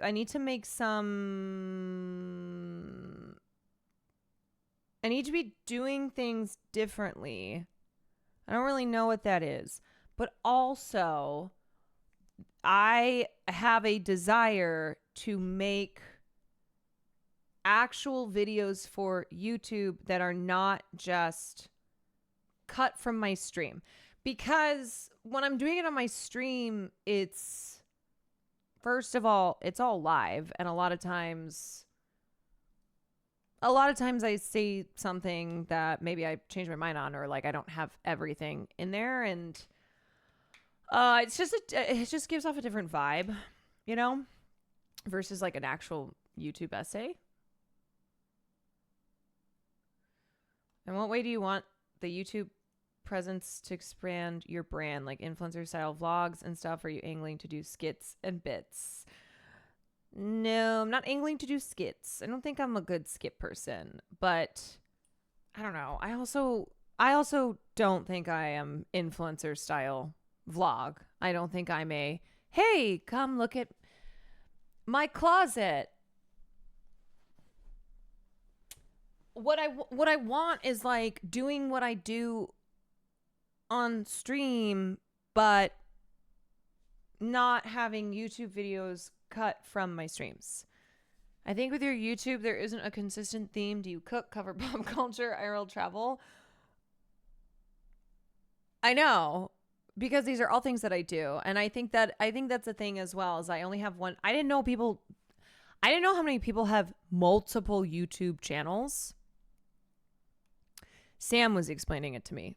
She's like, yeah, I'm starting a 3rd YouTube channel. And I was like, well, why would you do that? Because you're growing a following on this channel. And then if you get a new YouTube channel, then you're starting from scratch. But yeah, I think that is the problem ultimately with my YouTube, is you look at it and you're like, what's the theme here? You know? It's like, here's a video on JLo, and then here's a video making vegan mayonnaise. I don't understand. You should look at Matt's model. Well, it's funny because that's how I found Matt and reached out to him. Because he covers a lot of the topics I cover. Okay, so yes, notes on the YouTube. It's a bit all over the place.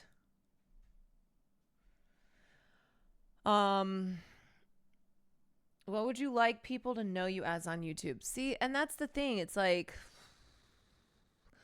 I think ultimately,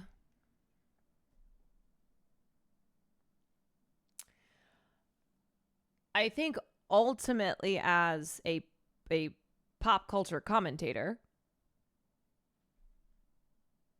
I think that's what I would want.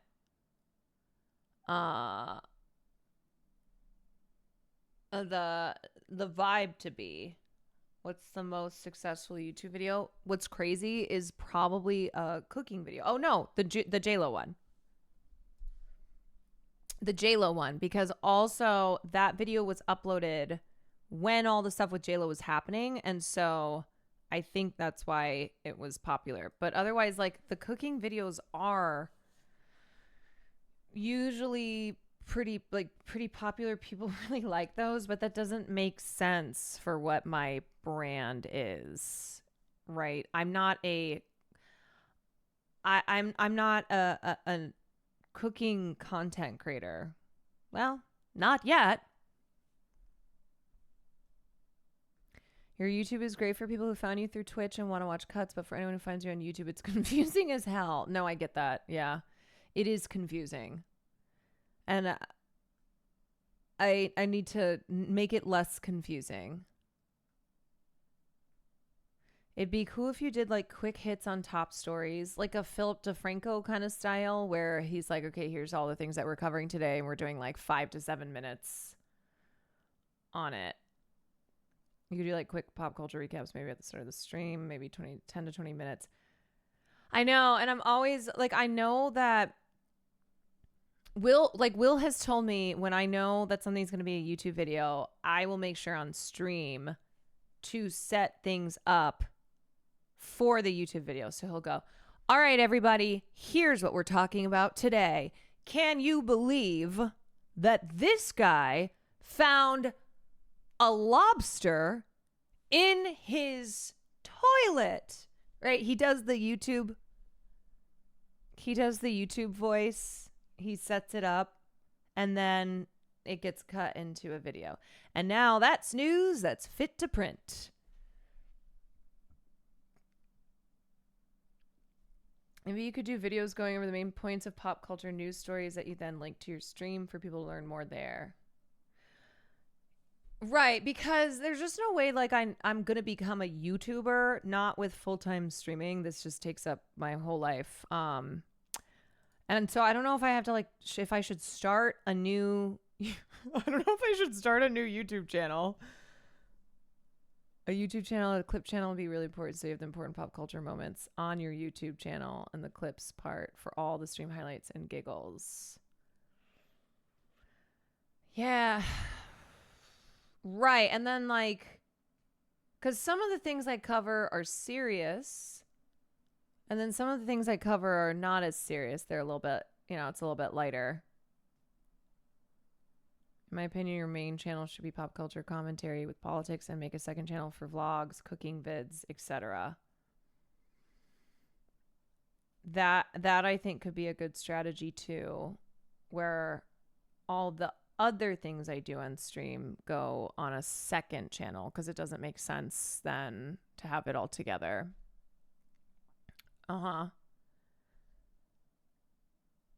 I feel like you could have your main channel with pop culture stuff, stream VODs, a gaming channel, clips channel where cooking stuff can go. I personally really love your commentary. Would love for you to make more concise videos for YouTube, but I love how chatty and informative your streams are. Would you cover pop culture, politics, etc.?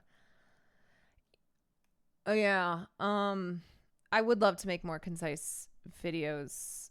I'm basically looking at like, okay, what are the easiest fixes that I can make now? And I think that is making a separate YouTube channel for things that are not commentary related. So IRL streams, cooking, just vlogs when I eventually do one of those.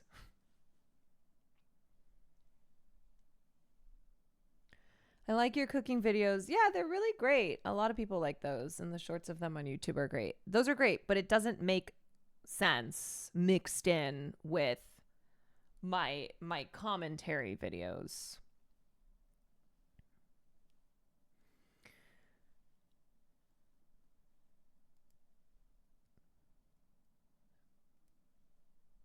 I think looking at a VOD channel for archival purposes, a primary channel where you can focus more on tighter commentary topics than a channel akin to Sam's Spamwich channel, with the latter two are their own focused clips branches.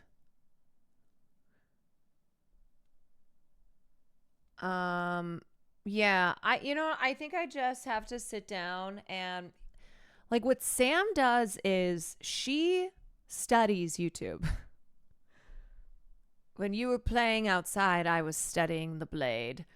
Sam has watched YouTube for a long time. She studies YouTube. She doesn't just watch stuff that she likes. She analyzes it. Like she looks for similar content creators and then how they break things down into different channels. So I feel like I first of all need to study the blade. I'm going to pull a Mr. Beast. Okay? I'm going to pull a Mr. Beast. I'm going to go into my room for a year. I'm going to study YouTube. No, it's not so much like studying the algorithm. I think more so of like I want to study people's YouTube channels who are in a similar vein as I am, but then also just seeing, okay, how do people separate different types of content that they do? We're learning to make content here. We are. Yeah, 2.5 years into me streaming, and I'm like, so how does YouTube work? So, Princess Claude, thank you for the 24 months.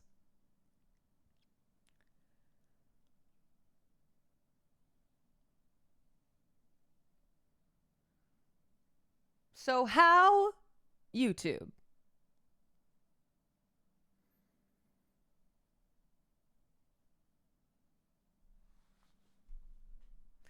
It's okay. Yeah. I think it's really important to have a channel you can churn out stuff that you feel is consistent and works with the purpose of the channel and also doesn't feel too hard to do while streaming. Yes. That. Having a channel where I can churn out stuff that I feel is consistent and works with the purpose of my channel and also represents me as a streamer, but is not going to cause me to like have to Go and give love. Stop streaming consistently. Because that's the thing. It's like my main form of content is live streaming. And I just need to right now get smarter about I am live for hours a day most days. It's a lot of content there. Just getting smarter about how I facilitate that onto other platforms.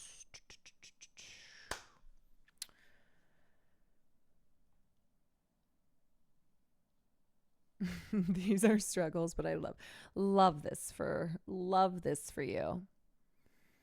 Well, the thing I noticed with Hassan's YouTube is that his editor is clearly sitting there watching his streams and then cutting multiple videos sometimes a day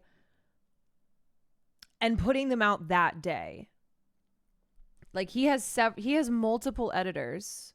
He has a whole team, and his YouTube is smart in that he's churning out multiple videos a day, and it's relevant, right? Because he's doing the news. And so it's timely. So someone who's like, oh shit, I missed the stream, but I want to learn about this topic, they go to his YouTube. Or if they're going on YouTube and looking up whatever news of the day, then his video will pop up. So it's timely, it's consistent, and yeah, that's smart. It's smart.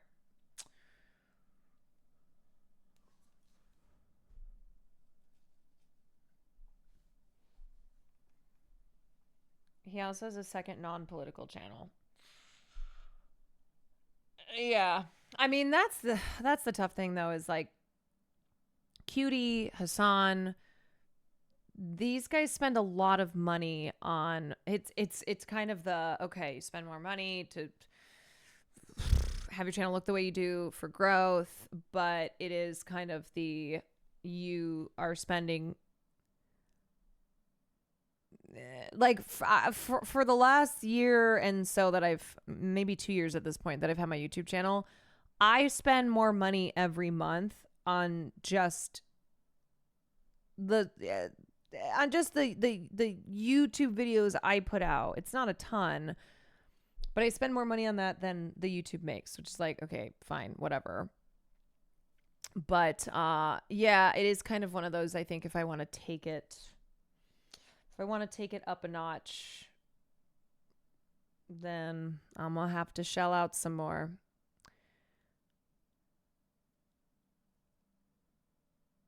Yeah. I mean, right now too, because I just put out, I mostly just do one video a week.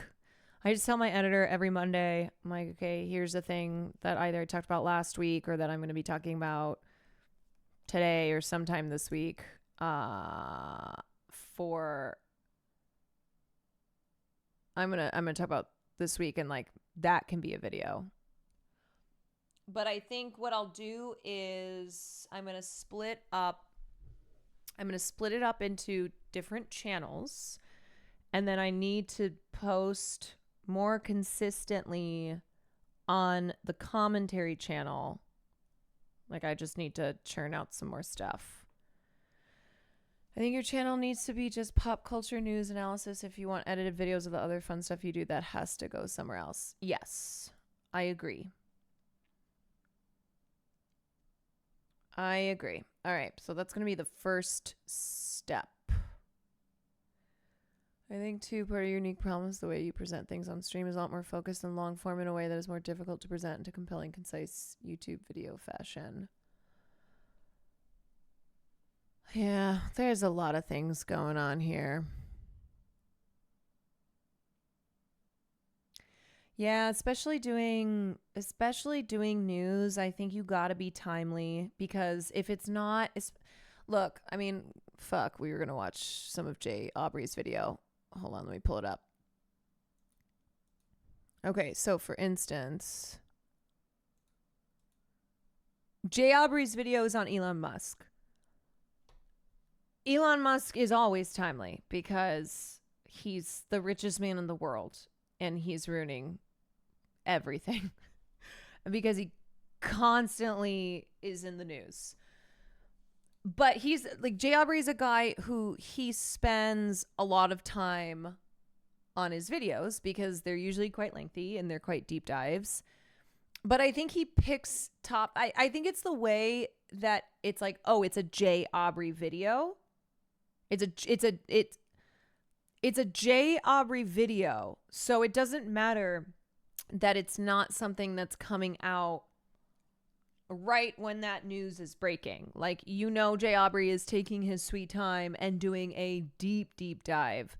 So even if it is a video on somebody that is maybe a couple months have passed since a big spurt of news around them, people are still tuning in. See, like, the evils of Vince McMahon, the allegations of Matt Gaetz. Like, he didn't put this video out right after the allegations came out, but this is a deep, deep dive. No offense to him, his videos have a slaptuberish tone that pulls people in, but actually has substance. Yeah, I know what you mean by that.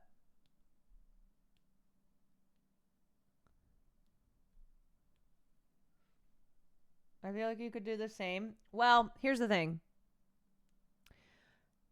Right now, I can't do this. Because one, I don't even fucking know how to. I don't know how to. I'd have to learn. But two, because I stream live almost every day. Like, that's my thing. I am not a YouTuber. So right now, I think I need to have videos coming out that are timely, or I have a kind of Philip DeFranco style of here's your quick bites. Like if I did a quick bites type thing in addition to some of the longer stuff. I think what makes good videos for you is when you don't just cover a story but give us all the background, like the JLo video. Yeah, I do that a lot on stream, right? Like if I'm covering something, we'll go into it. We'll try to get all the context.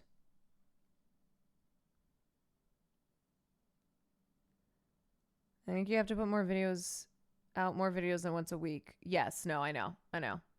I gotta ramp up the output. Thing is, you're already doing this. You give us updates and stories every day. You've just got to get it out on YouTube too. I think you need quicker, more tuned in. Yes, I am here and I need to go here. I feel like right now in my career, I'm here and I know that I have to go to the next level. Like with the podcast, Sam and I went, all right, it's time we have to do guests. We know that in order to get to the next level, right? We've kind of maxed out what we're going to do between our audiences and just, whatever. So we have to bring guests on. We have to tap into other people's audiences. And same with my content on other platforms. It's like, okay, I'm here and I know that I got to go to that next level, which means X, Y, and Z. And the reason that I actually want to start really focusing on this stuff is because of the long-term goals that I have, which I think it will help for me to have a stronger presence on a variety of platforms. Bernie, would probs come on? You know what? That's so true. Yeah. Jay Aubrey has researchers now because of how long this takes. He said. And so, Jay Aubrey, this one's for you. One of the top comments assumed that you have a huge team of researchers that help you make your video. In the past, I would do all of it myself, and that became so time-consuming that now it just makes more sense to hire outside researchers who can really speed up that process and that are better at researching than me, that have had backgrounds in academia and research, and they're much more meticulous with how they organize information. That has helped me tremendously. I only really started doing that recently, but it's really helped speed things along in terms of production, so I'm so grateful for it. But I mean, yeah, I researching is still the part of it that I probably enjoy the most, because I'll still research videos. I still love to just kind of jump into a topic, especially if it's something. What am I about to find? Exactly, yeah. And you find things, that maybe other people never found, and you get to, figure out a way to present that in the script. And that part of the process is always so fun to me. So I'll probably never stop doing some of the research, but it has helped so much to, offload some of that onto people who are much better at it than I am, for sure. Last one here. Any assumptions that you have that's scaling up, right? Where you are limited. You are limited when you're doing it all on your own, so you got to scale up, and that's where I'm at right now. Would you ever do reviews or deep dives of movie or TV shows? Yeah, but again, I don't know if that would work on my main channel that we're kind of mapping out here.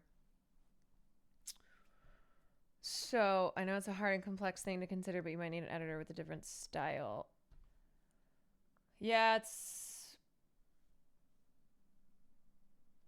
that's the thing is, I don't even know what I don't even know yet. You know what I really should learn how to do, which is what Sam learned how to do, was editing YouTube videos. She learned by doing it herself. She learned by doing it herself. Now, I don't know if that's something I'm going to do, but she also in doing all the shit for the podcast, it helps her she learns by doing editing, and when she was producing it. Yeah, having an editor's mindset is like having a director's mindset on a film. So if you're looking to expand, knowing what you want out of the editing could help you a ton here. I know. That's so that way you know what you like and don't like, and can give, because I can't give any guidance right now. I'm like, I don't know. Whoa. Worth learning, not so you can do it yourself, but so you know more of what you want. Yeah. Yes. A bad exercise for you to try editing a video for my stream content, because you'll notice what you wish you did live to make editing it better. Right, which is why I think I should practice editing a video, even if I never post it, but doing it not from stream content. Should I do an editing stream?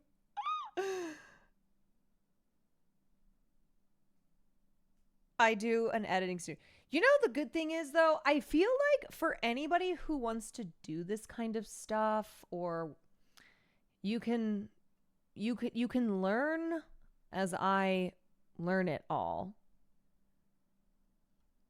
You know, a lot of times it's like when you go to someone who's an expert. Okay, sometimes I like to watch people do DIY who don't know how to DIY. Does that make sense? Where I go, okay, this is a person who's like me. I don't know how to do any of this stuff, and this person doesn't know how to do any of this stuff. So it's like closest to the journey that you are going to be going on if you embark on that. Yes, it's why we watch you game. Yeah. Yeah. Yeah, exactly. Denims also says that if you want to succeed at something, you have to watch yourself do it. Bro, my fucking acting teacher used to tell me all the time, and it was the most excruciating thing. She was like, I can tell when you're not watching your tapes from class. I can tell. To watch your YouTube videos and critique yourself, would you want to watch it? Well, again, I think it's tough because that's more of than critiquing the stream, which I do think it's good to be like how to become a better streamer. I mean, that's a thing as well, is becoming a better streamer. It's not... Streaming is not a form of content that it's like, whatever, you just do it, and then what you have is what you got. I think it's also something that you can work at improving. I mean, Kai literally just did Streamer University.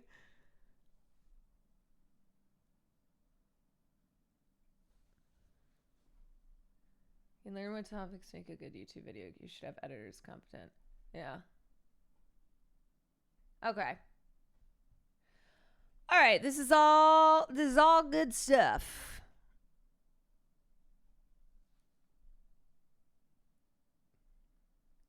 All food for thought. All food for thought. Now, I have to ask Will what one you got this. Oh, yes. Oh, indeed. Okay. Hi. Are you still wanting to jump into to do gaming? I know you're doing. I actually did want to watch that Jay Aubrey video, but it is long. And I got caught up learning about TikTok and YouTube. So let me see. Love for Hot Daddies. Thank you for the 15 months. Okay. He said he's down to game.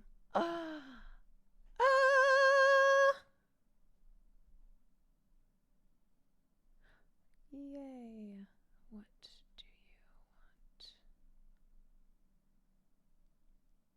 Yo, you got this. People do like edited stream segments as a video genre. I saw that FD, edited stream segments. I see. Not too many people are doing pop culture and politics and streaming. Catch the algo with a timely topic, maybe girly pop topics. Yeah. I am trying to work smarter, not harder. I work hard, but I also need to work smarter. Yeah, you guys, this is all thanks to Addison Rae. Remember how we got here? Remember how we got here? We were talking about Addison Rae's rebrand. And although this is not a rebrand for me, this is more of a brand. It's not a rebrand. It's brand. It's shaping the brand. It is better establishing me as a content creator. If you look me up on whatever platform, you'll get an idea of what I do. And if you like it, then you'll come to my main thing, which is Twitch streaming. My marketing brainstorm session bill's in the mail.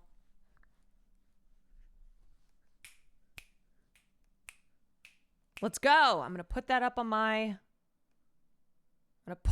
fridge.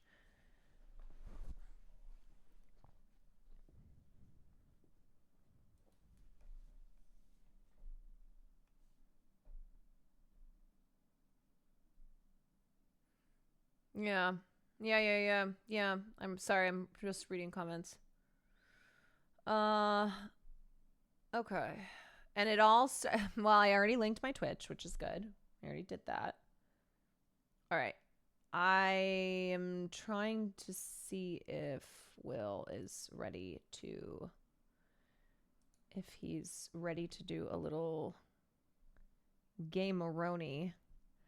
Also, we're going back into our collab era. We're going back into our collab era. So I'm going to start reaching out, touching me, touching you, bum, bum, bum. Sweet Collaboline. Good times never seem so good. So good. So good. So good. No, I'm going to return to collabs. I feel like I have been self-marooning on my little island. And, you know, there's a couple people that I do things with, but I'm going to start doing more. So I'm going to go to Sidion's Beerio Kart birthday stream next week, which means I need to learn Mario Kart because I played when I was a child. I gotta get better at that. Can you collab with this diva? Who's this diva? Come on, come on. Who is this diva? Hold on a second. Let me start this all over. Hello.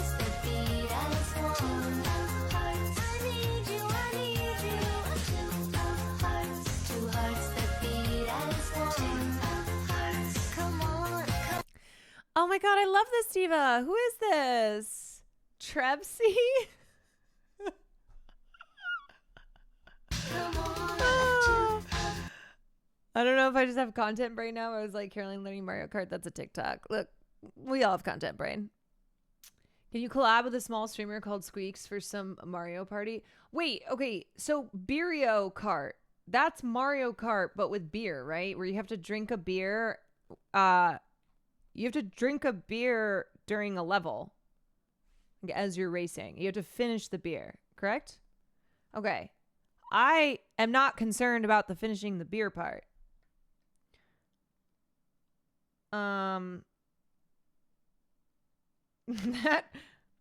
That part got handled. You have to stop driving while drinking. Okay. I think it's the Mario Kart part that I have to learn. So you can't drink and drive, but where's the fun in that? Do you have a Switch? I think Will Neff does. No, he definitely does. That would be a good one. Can you play Mario Kart on PC? Or is it really just something to play on the Switch? Beep, beep, beep, beep, beep, beep, beep, beep. Oh, it's Nintendo exclusive. Oh, okay. Oh, Nintendo will kill me. Did you see the new game from the writers and directors of Wolf Among Us? No, what is it? Wolf Among Us. Okay, never mind. Nintendo, I'm just kidding. That was a joke. Drone strike incoming. Nope. No. Lafi, thank you for the 2 months. That was a funny joke of mine. We like to joke on this stream.